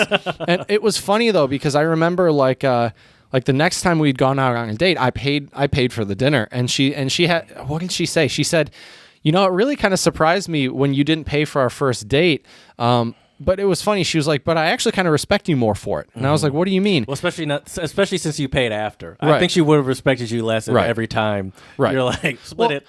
Right. I think there's a difference between being generous and also courting somebody, but also you don't want to be a doormat. I think a lot of guys especially are just so quick to just foot the bill for a lot of things. And I think a lot of guys, like, I like doing that. I like getting gifts for my friends. I don't mind buying somebody drinks or even dinner once in a while. But I think sometimes for people like that, like giving people stuff, essentially buying them some stuff, can be like that's how they're trying to show affection. Right. It's a love language, actually. Yeah, even if it's might be a little misguided sometimes. Right. But I will say this, that's in the States. Right. When I was in China, I only went on a couple dates and a couple dates in Mongolia, and I paid for everything on all those. But also, dude, it was a lot cheaper. But didn't she also say something about like jewelry? Didn't we have a conversation about jewelry? What do you mean? Something about buying jewelry. I feel like we had a conversation about some sort of piece of jewelry, and you're talking about how I don't know. I was hoping you like know a what I was wedding talking. ring or necklaces. No, but I think it was. I don't know if it was like a wedding ring specifically. I feel like it was just gifting someone a piece of jewelry. I think in some cultures you have to be careful actually with that, because if it's not high, I hate to say it, but if it's not high quality jewelry, it's kind of a. It's like it would be better to just buy them something that's cheaper. It's like it'd be better to buy them a nicer bottle of wine than spend more money in theory, but it's not good quality jewelry. Yeah, you're not a shill for the diamond industry. Right. You haven't whole 3-month salary is a complete lie. But I think intercultural or interracial and cross cultural courtship is definitely different. Like I for sure can tell you. The way that I courted my ex, who was Russian, was very different than the way I courted my American ex. How so? I knew you were going to ask me that, and I don't have. I'm just. You're right. You're curious. No, it's fine. Like for example, like with my most recent ex, I paid for, I would say 80% of most stuff. And I'm not saying that to complain. I did it willingly, if there are any red pillars watching this, go ahead, call me a simp, call me what you want. But what a cuck. I really did love her. That's the name of this episode, Chad the Cuck. Oh God, it better not be. I'm going to be so mad if that's, oh man. New episode, Chad the Cuck. I bet you we would get a lot of hits on YouTube. Yeah. Dude, if you made that a clip, I guarantee you we'd get a Unfortunately, flood. I don't have it in me to do that sort of clickbaity stuff, but there have been moments where I could get so many more listeners. For a clip, if I just clips would be really great. Like, anyways, But so I did tend to pay for a lot more with her. Now, I will say this, though. I also did earn a lot more than her. And I'm not trying to say this. These are just facts. I'm not trying to brag. This isn't me coming from or feeling any type of way. If I could go back and do it again, I would do it all over again, to be honest. But, with my American ex, first of all, she was working, I guess both of my exes were working full time. But the difference is my American ex, she was, making more money over here than my ex in China, for example. And anyways, it was just different. I think I used to equate paying with like how serious I was, where it's like if I'm paying for us, then like I'm then like you are literally investing in the relationship. Think about it. I don't know if I agree with that anymore though. Right, I wouldn't either. But I think time is more important now. That's what I would think sometimes. Right. Well, like, especially at that dinner kind of thing. Right. Which right. Yeah. Well, when you're younger too, when I can safely say when both of us were younger, we just didn't have the finances that we do now. Sure. Yeah. And so it makes a big difference. Yeah, it's much bigger of a deal. Right. So for all of especially the dudes listening, American dudes listening in their 20s, if you are listening to us, don't worry. As you age, it will get better, but it is definitely more of an upfront. Respect your Olive Garden dinner. Right. Although, man, I don't mind Olive Garden. I don't mind Olive Garden, but Olive Garden to me is kind of like going to like Chipotle. But once again, though, I think that's another interesting thing about dating, and I'm not sure in other cultures how this would work, but I feel like if someone takes you out to even Olive Garden, I think it should be the thought that counts. Sure, of course. But I feel like there are some very materialistic people out there that like I always you hate to see, at least I hate to see like memes when it's like look at this goofball who took me out to wherever, when people post it's like that's so ungrateful and just so for a while you weren't on Twitter when this was a thing. I don't know if they really talk about this that much anymore, but for a pretty long while on Twitter, maybe this was a Black Twitter thing, there was the conversation of the $200 date and how there were I did hear about that. There was like a portion of people on social media that like didn't respect anyone that wouldn't take a woman on like a $200+ dollar date where it's like you don't really and care. These were American women. This is right. all I think this was all an American thing. Right. And how I don't even want to talk to him if it's not at least a $200 like it was the $200 date is what I remember. And it was just such a and for some people that's a whole lot of money. I mean for me even I consider that a lot of money. I could probably afford it and it's still a lot. I'm still like this is right. Well, a lot of money. I mean 2 weeks of groceries right there. I mean I will say I took my ex on a special date, and I did drop like over $100 on dinner and drinks and stuff. But we had a great time, and it was a special thing. It's not something I would do a lot, and especially for a first date, that's expecting so much. I think like if the script is flipped, would you be willing to pay $200 for someone when you meet them for the first time, and you may never ever talk to them again? Yeah, I just think that's not very realistic. It's crazy. I think when I transitioned to the more online dating world. Unless from actually going on dates with people I've met in real life. Crazy that I did that, right? But anyway, the idea of splitting it was a lot easier, Where it's like, this isn't someone that I'm on a date with that I've known, for however long. This is like you're literally a stranger. Yeah. Well, I think that's seems ridiculous, kind of. It's like this person, say from high school that I went on, that I dated. It's like, yeah, but I also have known this person since third grade or whatever. Right. It's like just a different vibe. Well, it's also important to mention, I think the way we approach long-term relationships and when you first start dating someone is very different. But in other cultures, it's also different, Sure. And I think in the States, especially, not that people don't play the field in other countries, because I think people play the field everywhere nowadays. But I do think that other countries, especially at least what I saw in China, I mean, the majority of my students, especially my graduate students, they're in their... I think they're in there like 22 to 24, somewhere around there, I think, if I remember correctly. And they all have serious, relationships that long-term, and I think their end goal is to get married. And I don't, you can say that about some college students in the U.S., but I think the overwhelming majority of college, I could be wrong about this, but I would imagine the overwhelming majority of college students in the U.S. are not in serious relationships and getting married. Sure. I think there are a lot of them, but I don't think it's the majority. Whereas I think in a lot of other countries, it's different. It's either single or serious. Right. Well, I remember being in the Czech Republic and just seeing a lot of younger moms that you just don't see it as much in the States. You don't see, I don't think you see as... at least in the Czech Republic, what I saw a lot of when I say younger moms, I mean like 18, 19, 20, 21. I think in the States, or maybe it's just my own bubble because I work in academia and I was going to. I feel like there are a lot of people, and I went to an all-boys school, but I feel like there are a lot of people that are like, you should have seen my high school. That's true. You're right. But also I think that's different. Like a lot of not all, but a lot of the younger relationships that I saw in the Czech Republic, a lot of them were married. Even though they were younger, they had kids, but a lot of them were married. If it's like that in the U.S., there's more of an assumption that was some sort of accidental situation. Right. Yeah, that's true. I agree with you there. So, but that's another thing. I think I wonder how I have a feeling single motherhood is viewed very differently in different cultures. Oh, for sure. You know, and in different races too. For sure. You know. Yeah. Oh yeah. Yeah, I can imagine that. I'm going to go out on a limb and say that U.S. might be, as far as countries go, the United States might be top dating scene. I don't give the U.S. a lot of credit. I disagree. I'm going to say U.S. is one of the top dating scenes. I would say the U.S. will give you the most amount of options on the dating scene. Yeah, I think that's what. Is that what you mean? Not what you want from a dating scene? I would say a more. Well, it depends what you're looking for on the dating scene.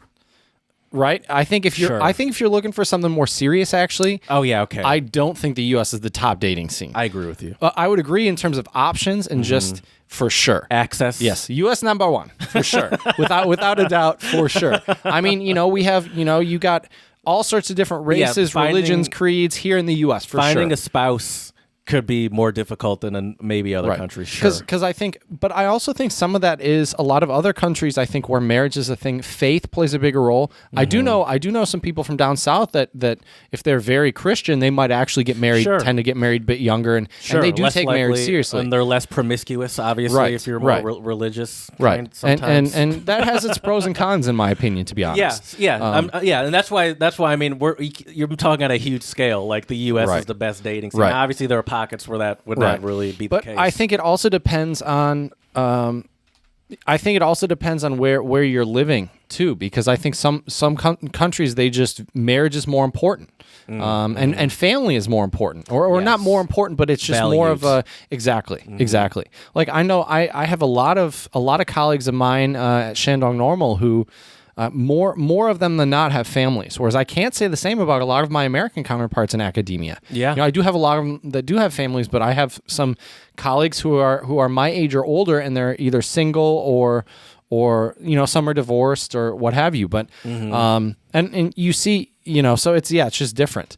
But I'd like to give our listeners out there a couple tips, and maybe you also have some tips too, because you've dated women of different races before, and how to deal with either friends or family, or just what, or maybe not even how to deal, but just kind of what to expect. And I'll tell you, number one, as a white dude when I was living in Asia, you will get a lot of people will look at you with a side eye, because I think some people worry that you might be a sexpat, which is an expat that moves over to Asia just for promiscuity, as it were. I think some people also, because a lot of times, you're there for a year, 2 years, right?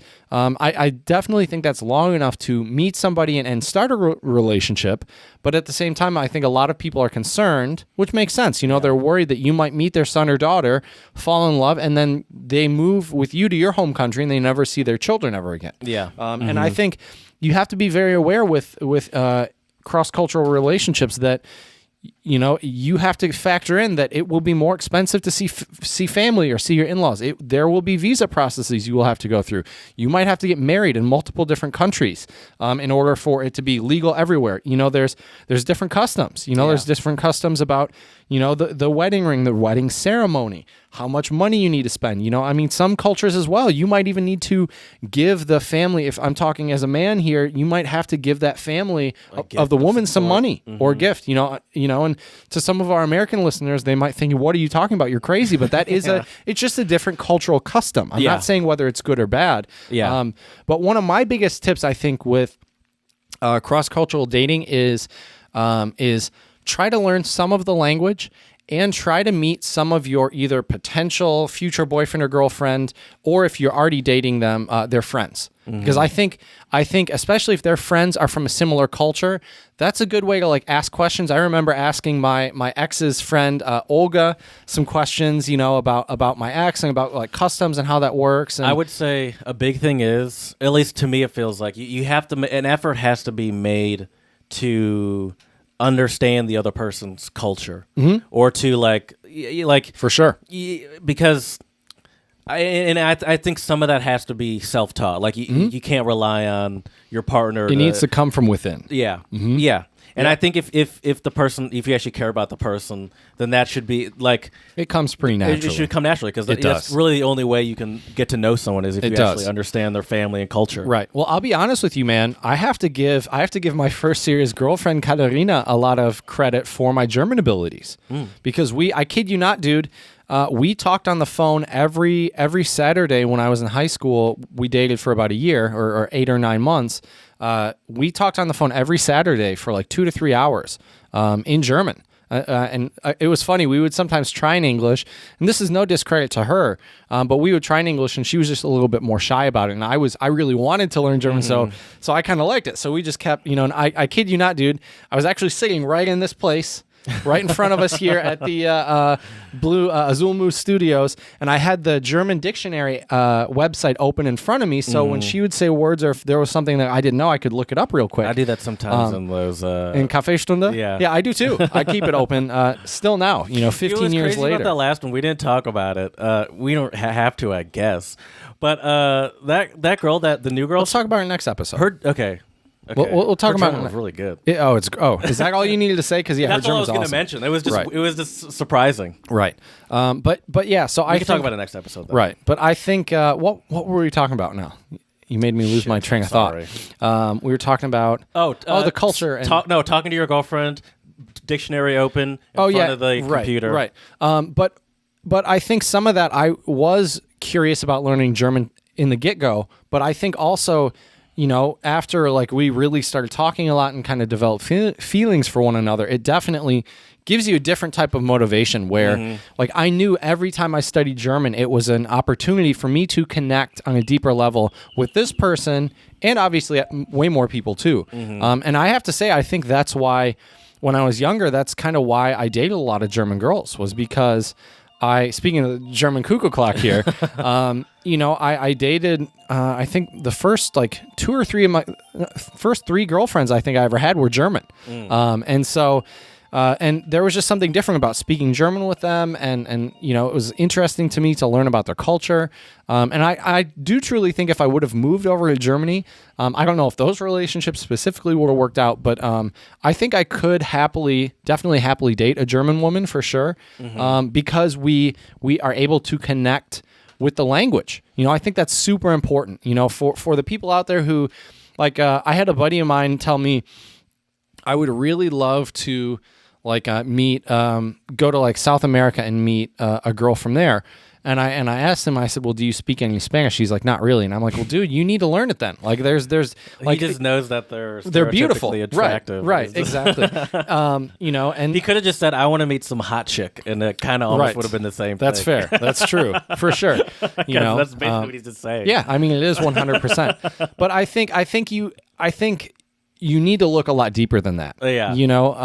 And there is something too, I think, about like I'm very attracted to women of different countries and cultures because there is a level of it's just different, like I can meet girls, white girls from Michigan anytime I want, but how often do you get to meet someone from Colombia or Brazil or Ukraine or wherever, Czech Republic, so it is different. But I can tell you, at least in my experience, Jared, the further east you go, I definitely think it's a little bit more traditional, and definitely as a guy, you are expected to make the first move, to foot the bill, even to approach, talk to the girls, a lot of countries.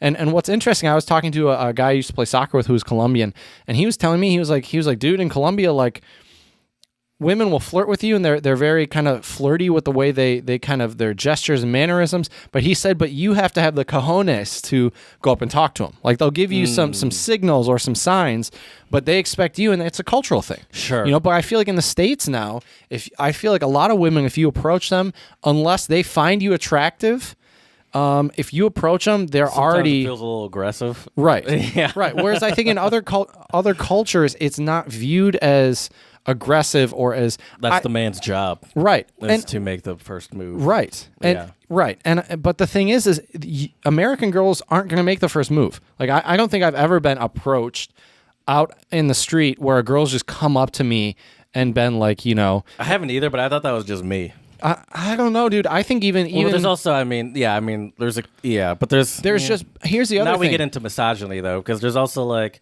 there's catcalling going on all the time, and it's like yeah, well, but see, I'm not talking about catcalling. I'm talking about respectfully. Sure, I understand what you're saying. You know, approaching somebody. That I think that's different than catcalling. And I think the other thing is that I think as Americans, what happens? I think it's interesting. I think on the surface we, as in the stereotypical American, tend to be pretty friendly and talkative, especially if we're talking about the Midwest. But then the moment it comes into dating a little bit, I think there's a different dynamic. And I think because there is, you approach somebody because you find them attractive. I mean, the end goal might be to have a little, physical intimacy with that person. And I feel like other countries, they just kind of accept that. Whereas here in the States, we pretend that that's not what's happening. Right, right. Whereas I think if we just were more honest with ourselves and with other people, maybe it wouldn't have the same kind of stigma, you know? Because, it's like, well, yeah, like you said, in some countries, that's just kind of the man's job. Yeah. And it's like, and I feel like in the U.S., we have this sadly... we have the term incel, right? Involuntary celibate, where it's like, well, maybe if it was more culturally appropriate and right now it's different circumstance with COVID, but, beforehand. I didn't think I'd get to the point of the episode where Chad sticks up for incels. No, I'm not sticking up for them. I'm not sticking up for maybe them. Maybe if women no, were no, that's not what I'm proud. saying. No, that's not what I'm saying at all. What I'm saying is, and the reason why I'm getting serious here, Jared, is I do not want my words to be twisted. What I'm saying here is that I feel like a lot of dudes even feel kind of creepy or pervy to talk to a woman, whereas other cultures, it's just not viewed in the same light. That's all I'm trying to say. Before you get us blocked on YouTube and banned because shadow banned, I understand that. I actually, So I think I felt that way sometimes too, where it's like I feel like a creep approaching this person, right? Know? Exactly. It's just easier not to, right. Like, because they're on the likely chance that they're not interested. Right. It's just it's weird where it's just for sure. But there's also once again on Twitter very popular the shoot your shot. Right. But that's in the DMs, right? That's and that's different. That's yeah. But that's a whole nother thing. What else do we need to mention with cross cultural? I mean, the language barrier is definitely a big one. So if you are interested in dating people from other cultures, or you meet someone from another culture, I think the other thing about spending some time to learn the language is you can connect with their family, which I think is really important. I started learning Russian just here and there when I was dating my ex, I don't speak very good Russian. I know some random words and phrases. I can read Cyrillic, which is fun.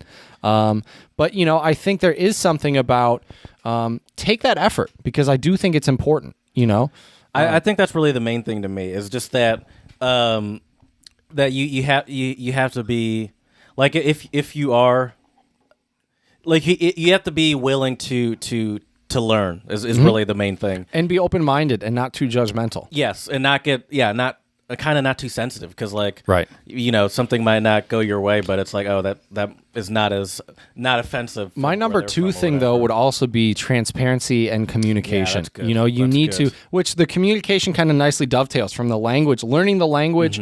But also communicating and state your intentions. Right. Because, different cultures will have different, And if it's not stated, and you from two very different cultures, right, it could go badly. There, you could be, say, getting into a relationship and assume, me as the American, I assume it's casual, Right. And then it's like, oh, I thought this was like we're on the road to marriage right now, and I didn't even realize it. Right. And some countries and cultures, it's more acceptable to get married more quickly. I think in the U.S., especially with our generation, we tend to not rush time. it, right? Yeah. Which I think is a good thing. Marriage is a life. I truly believe you should date somebody for at least a couple of years before you get married, because I think those first 3, 4, 5 months you date, you're still kind of in that honeymoon stage. Yeah. You're both on your best behavior as well. Yeah, let's be honest. Yeah, you're not really. Especially if you're not like living together. It's like you don't really know what this person's like. Right. Another thing, though, I think that's important to keep in mind is kind of gender roles and expectations in different cultures, and understand how that works in your own specific context and relationship. What I mean is, for example, my uncle... And how it aligns with your morals, too. Like Correct. Well, let me give you an example. So my uncle...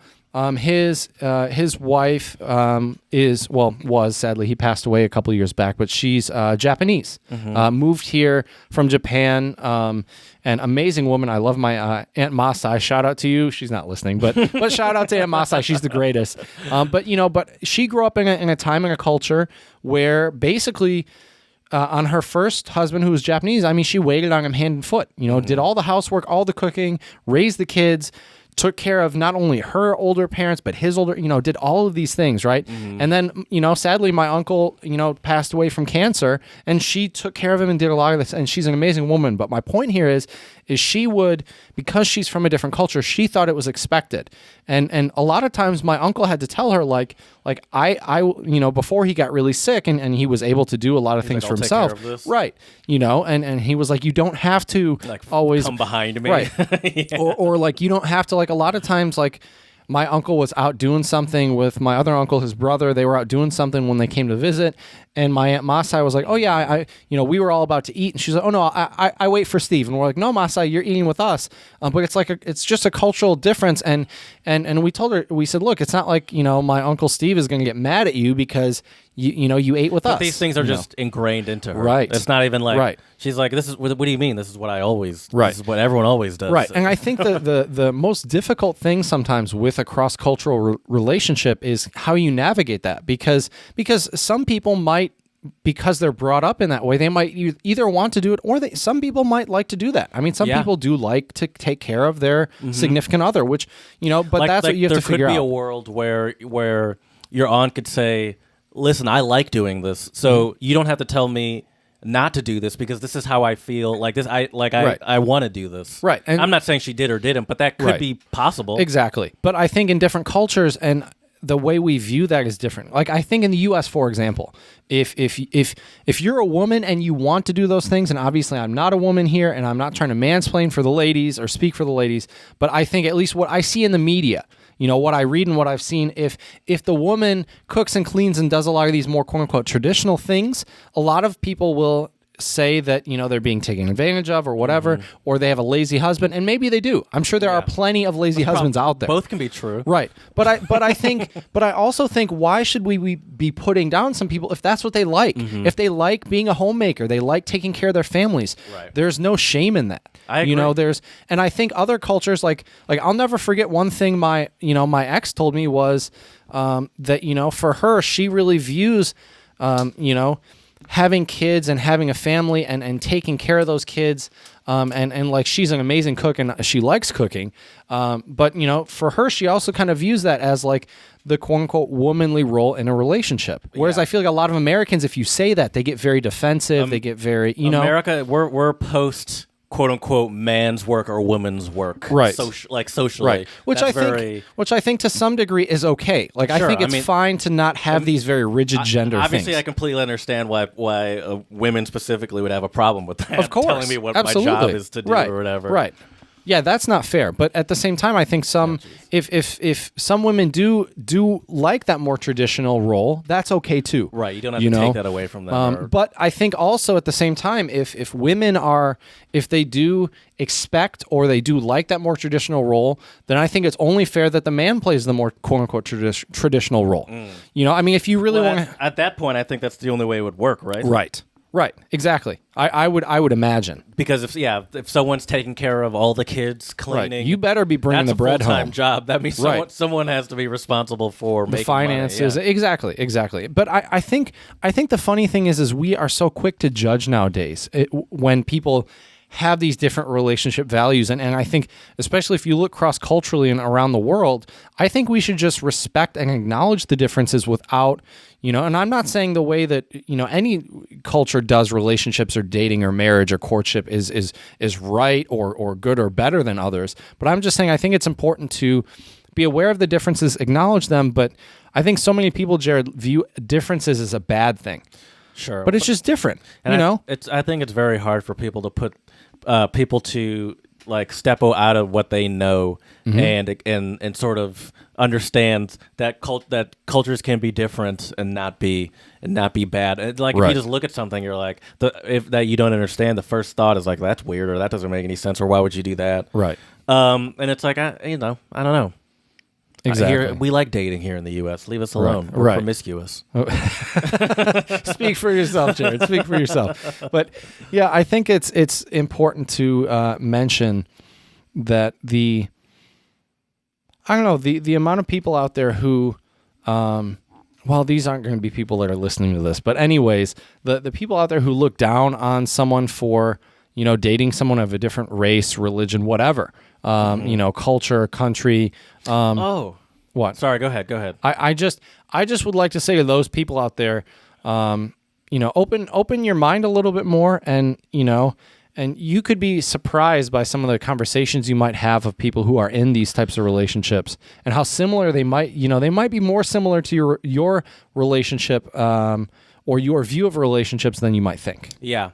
I mean, we don't have to do this now. The episode is coming to an end, but I totally forgot that I found excuse me. I was just scrolling through Reddit and I found Ask an American. Ooh. And some interesting, there's this one interesting thing that I found was someone asking, I think they were from England, asking to explain the base system that we have here in the U.S. The base system? First base, second base. Oh, that's a funny one. They're like, that makes no sense to me. It's like, does it make no sense to me because I'm from England and I don't understand how baseball works? Yep. He's like, do I have to understand the sport? And I was like, you don't really have to understand the sport. You just have to know that there are 4 bases on the ground, really. Right. And then... but I feel like people's measurements of the 4 bases can be very different. Sure. Know.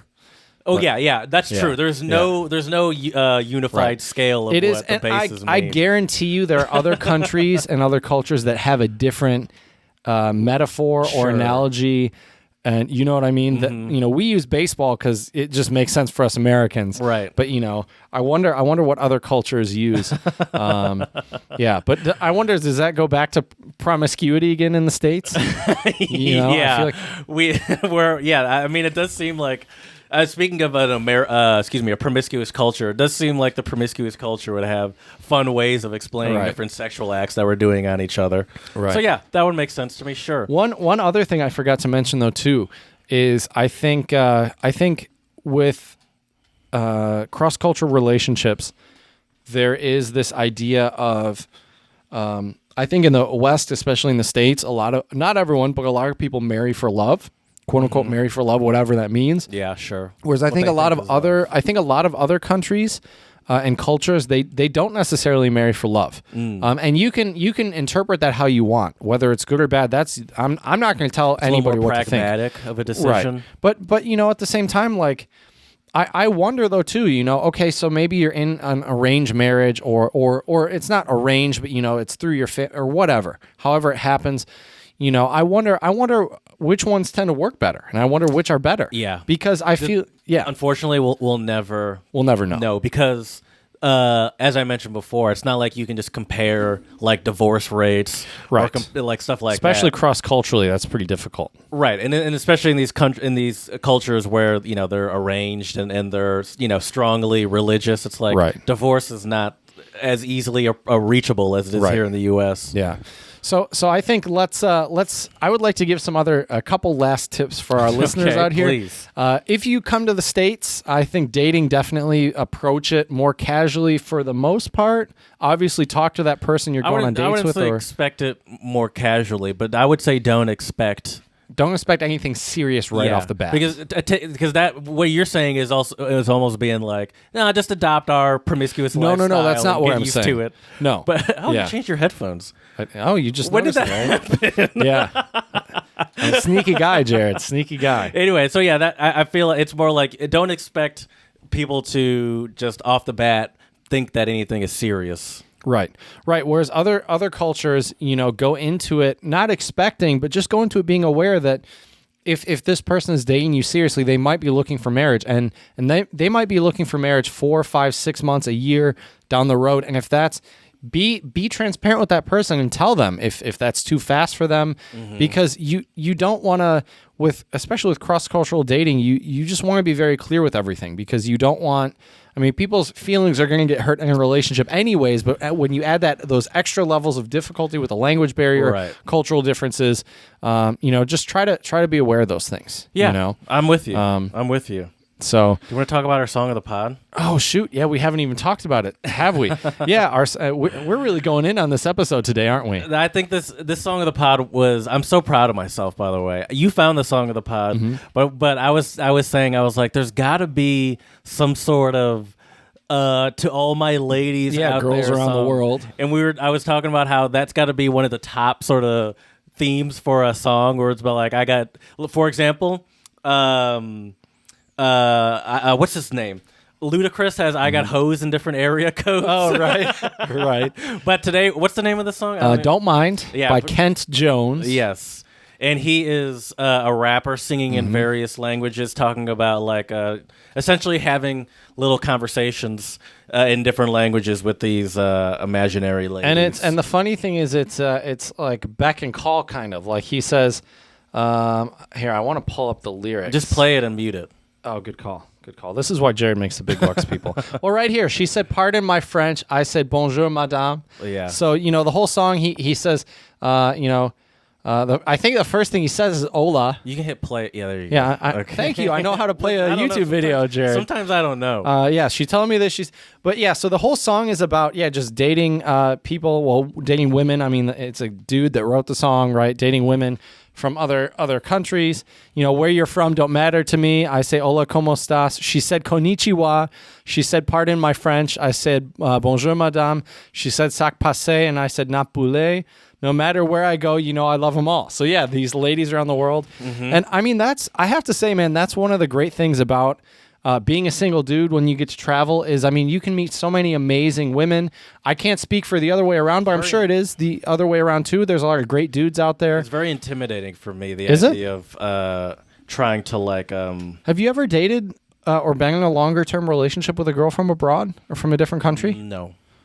Okay. I think actually, now that I think about it, I've been in more long-term relationships with girls from another country now that I think about it than Americans. Wow, that's impressive. So yeah, no, but it is. Granted, whenever I'm at least these days, especially like being in Europe, usually it's these club settings or your favorite. Yeah, and I'm not meeting anyone there, but Right. it is very intimidating to me. Well, I don't think that's the best place to meet. No, of course not. Well, it depends what you're looking for. Well, it's not the best place for someone like me, for sure. Right. But Jared thrives with a good cultured conversation. Yeah, it's not the best place for me because I'm too busy just on the dance floor destroying. Shaking it. That's right. I don't have enough time to focus on these ladies That's getting true. in my way. That's true. But yeah, but this song is definitely something else. Don't Mind by Kent Jones. Just the there's a lot of funny innuendos in there. There's a lot of it's a hilarious song, but it's also, I love all the different like foreign language phrases. Konnichiwa, hola, ¿cómo estás? Bonjour. And it's fun. It is fun to rhyme different languages. The way he does. It's cool. I like that. I think we always see, we respect seeing that. Yeah. Oh, for sure, especially here at the Untranslatable podcast. Yes. Absolutely. Yeah. I wonder if there's a song, like if we flip the script, is there a song out there about, all the dudes around the world? Probably not. Is there? That might be a little harder to find, but I'm sure it exists. Maybe somewhere. I will say this. There was that what's her name? Like in this American Estelle and Kanye West, American boy. Oh, but that's American that's Boy. very specifically American Boy. Yeah. Yeah. There's one American boy. Exactly, just one.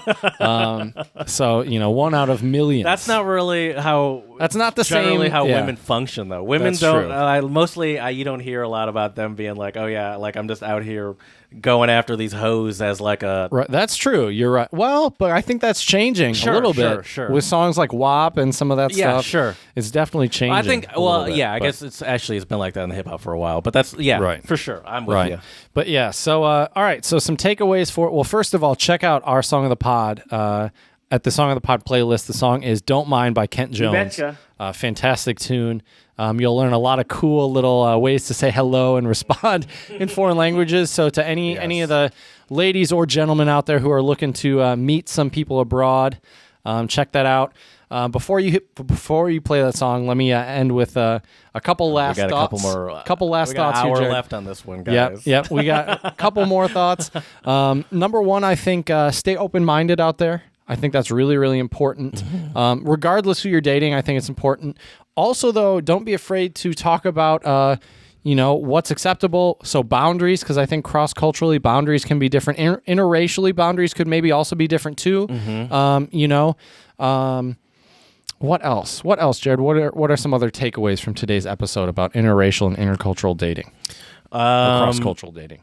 Have a plan on what the payment situation is going to be, at least internally with yourself, before you go into any sort of eating situation. True. I hate to say this though, but I think that's more for the fellas. Advice for the fellas, I would say. Sure. Well, I guess the women have to have a plan too. That's true. Because it sends a different message whether you expect the person to pay, whether you are eager to jump in on the half-seas, Right. or the ultimate move. Have you ever had a woman be like, "I'll pay for this.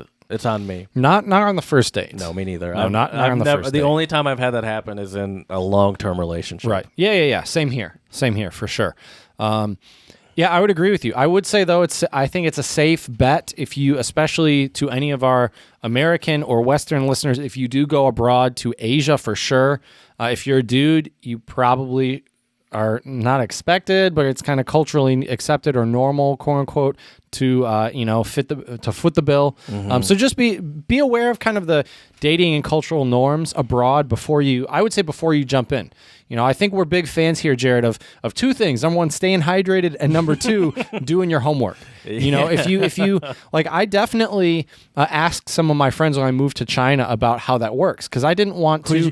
You have Chinese friends here? Yeah, I asked Okay. and some American friends who lived and taught in China that I asked, and who had dated some Chinese women and dated some Thai women, and just kind of, what's it like culturally, because Sure. you don't want to offend anyone, or you don't want to do anything wrong, especially that could be quote unquote culturally taboo, but at the same time, as we say all this, I think for that other person in that home country, if you're dating a foreigner, also be understanding. It goes both ways. Be understanding that there might be some cultural faux pas, there might be some miscommunication, and accept it with Roll with the punches. Yeah, accept it with humility, with humor.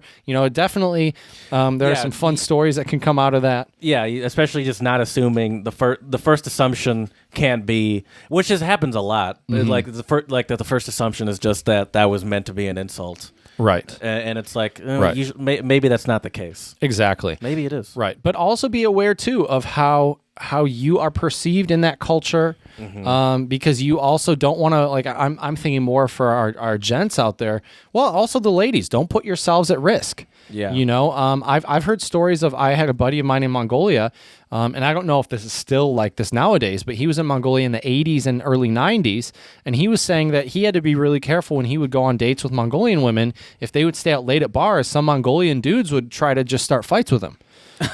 Geez. Because some countries, if they don't have a lot of, if it's not quote unquote normal or common Sure. to date foreigners, sometimes some people feel a type of I get way. that. I've heard stories of Chinese dudes that have gotten into fights. This is mostly when alcohol and this is involved, but they get into fights with Western guys at bars when they see them with, sometimes Sure. I heard a story. Taking our women, is Right, what they're saying. quote unquote, right. Where I've heard stories of some American dudes who just approached a Chinese girl and they didn't know that, the boyfriend wasn't near them. Maybe they were getting drinks or going to the bathroom. Yeah. See, and that's like a big slap in the face, quote unquote.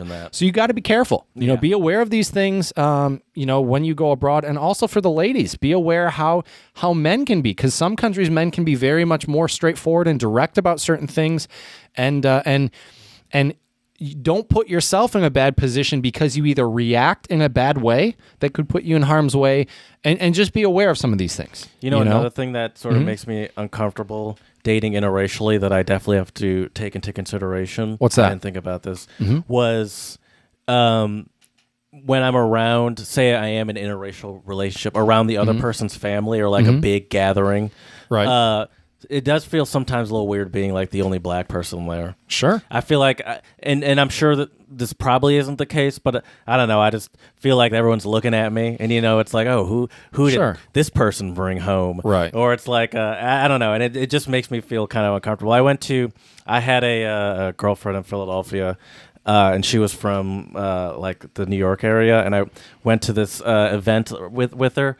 And I was joking that it felt like I was on the in a Get Out scene, Right? Because you were the only black dude there. Yeah. And it was like, it was kind of a, it was kind of like a class. Not, it wasn't classy in the sense that people were wearing tuxedos, but clearly a lot of people had a lot of money at this event, kind of thing. And I did kind of feel like I was like, am I gonna get? And it was in Long Island, so it's like kind of the woods, right? And so it was like, I was just like, okay, am I gonna get out of here? Right. Yeah.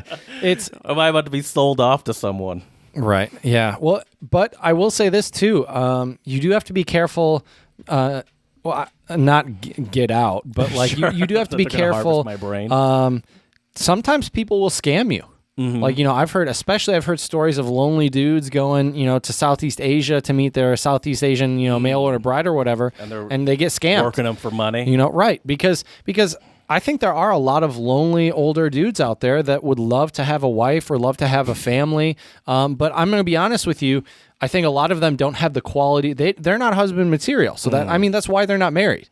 Sure, it's pretty it's pretty straightforward. That's fair. That's fair. I'm just trying to spit some real facts here, Jared. And it gets real in hour 155. Right. That's when the coffee starts to wear off a little bit, Jared, and the clarity starts coming. It's not the caffeine, it's clarity. But anyways, the thing is that I think it can be. You have to be careful. Because I think whenever your feelings get involved, just make sure you're not being taken advantage of. There's a Netflix is it Netflix or these Netflix shows, but they're making whole industries off of that. Like 90 Day Fiance is all about these idiots that get caught up with people in other countries that are clearly just using them for money. Right. And I would say this, if you are attracted to, I think we're all allowed to have our own preferences. And some people, like I have a buddy who married a Thai woman because that's the type of woman that he finds attractive. The way Thai women look.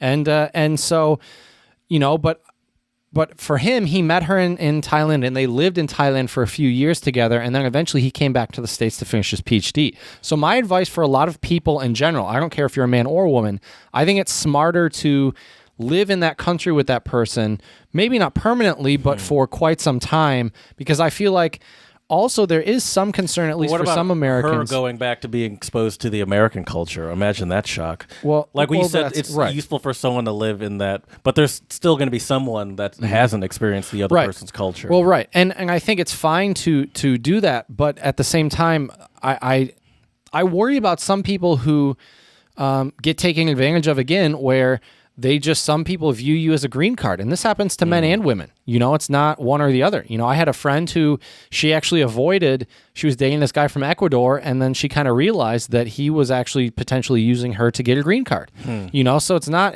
I feel like a lot of people just think of like the Russian brides who come over here. And I think to some extent, sure, that is true. But I think if you do live in the country with that person for a longer extended period of time, I just would imagine if your end goal is just to get the hell out of there and get a green card, you're not going to want to live in wherever you're living for 2 or 3 years or 4 years. Because I feel like that's kind of a long time to just quote unquote wait it out. If your end goal is just to get to the U.S. or get out of your country, you know what I mean? So I think it changes your motivations in a relationship. Sure. That's a long time to stick Right. it out just for. Right. I mean, although green card's a pretty big deal. I feel like I could stick it out for 4 months. I mean, 4 years. 4 years. Ooh, That's what I mean, though. 3-4 years. Misheard that. Right. If you find someone that you at least kind of like. I mean, I'm not going to find someone that every time they open their mouth, I'm like, oh God, you're so annoying. Right. But I think my point here, Jared, is that it's different. I just worry that the people who meet someone, fall in love really quickly, and then bring that person back to their home country.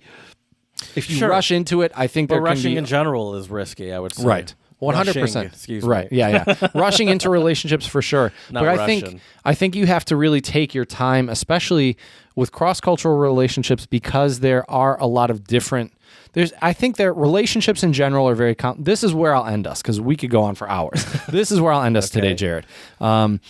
I think with relationships in general are very complicated, but cross-cultural relationships and interracial relationships have even more nuances, subtleties, complications to it. Your friends, your family, society.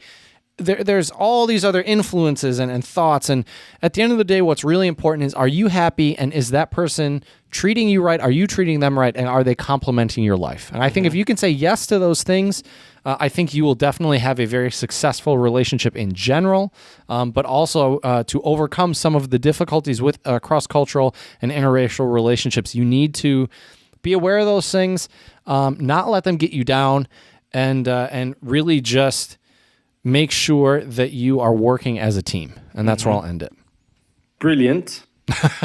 Okay. So there's my 2 cents for today. All right. Sounds good. And I think it's an important disclaimer. Neither of us are dating experts or relationship coaches. I mean, obviously those people exist get as paid jobs, to do that. How so are they experts? I don't know. Well, I will say this though: Psychologist, I we guess. are quote unquote experts in that we have had our own experiences. Yeah, I'm an expert of my own life. Right. And so to that extent, I think say it all it's the safe time. to say, I think we've covered some good things, and I hope to any of those of you who are thinking of dating someone from a different country, a different race, different religion, whatever, we hope some of these tips today will help you out. Definitely learn that foreign language if they come from a country with a different language. Have a discussion with them about their own culture, their religion, their values, what they want in the relationship, and lastly, don't make sure to just make sure that you are being cognizant of all these complexities that play out in these types of relationships. And so let us know how you navigate cross-cultural and interracial relationships, or how they're viewed in your country at untranslatablepodcast@gmail.com. You can find us on Instagram, Untranslatable Podcast, for all sorts of great pics, clips, and other things. Check us out on Twitter, Untranslatable1, the number 1, for all sorts of great retweets and episode info. I know Jared posts the episodes on there, so check that out. And lastly, please, 5-star reviews on iTunes and Stitcher, and let us know how we can make this podcast better for you. Would you like to hear about some more intercultural, interracial, or cross-cultural dating tips? Let us know, and maybe we'll do a round 2 of this episode, because I for sure have some more junk I'd like to say about this eventually. So let us know. Anyways, as we say here at the Untranslatable Podcast, dziękujemy, muchas gracias, shisha, and do svidania. Bad part of the song to go out on. Right. It would be. We definitely should do an episode on pickup phrases and. Oh, for sure. Because I think that would be a fun one. Right. And maybe just also like countries where hookup culture is kind of a thing and where it's not. Because I think Hookup culture. Right. Yeah. Is it also a thing in like South America? Like Hookup culture? When I think of like Probably. I would think. I think the U.S., South America, I think they are kind of similar, and some more similar, I think, than if you were to go to like Japan, China, South Korea, India, for example. I think much more traditional. Right. Because I think generally on a religious level, I think there's more similarity between the U.S. and South America. Sure. Yeah, because we're both a lot of Christian. Right. And Right. That makes sense. And I feel like faith has a lot to do with relationships and dating and how that works. Like I don't know if Like if you were to date someone in the Middle East who was Muslim, I don't know if they can or if they would date someone that's not the same faith. Especially since I'm faithless, Right. Like I think the first step would be like, oh, they're a different religion, but it's like there's no religion there. It's like I think that's a big step, and it's right there. Right. Yeah. It's like, oh, he's the devil, you said? Right. You're dating the devil? Exactly. Exactly. Yeah, I think there's a lot of things you have to think about when you date somebody but I think to some extent sometimes it can be very worth it. Depending on what you're looking for in a relationship and. But I mean, it's doable if you want it. It's just it takes more work. It does for sure, and I mean I remember, thinking about my past relationship, just trying to think about coordinating like the visas and all that. It's a headache. Yeah. It really is. So you're already committed for the long haul once you start that paperwork. Right. Exactly. And it's it can be difficult. It can be very difficult.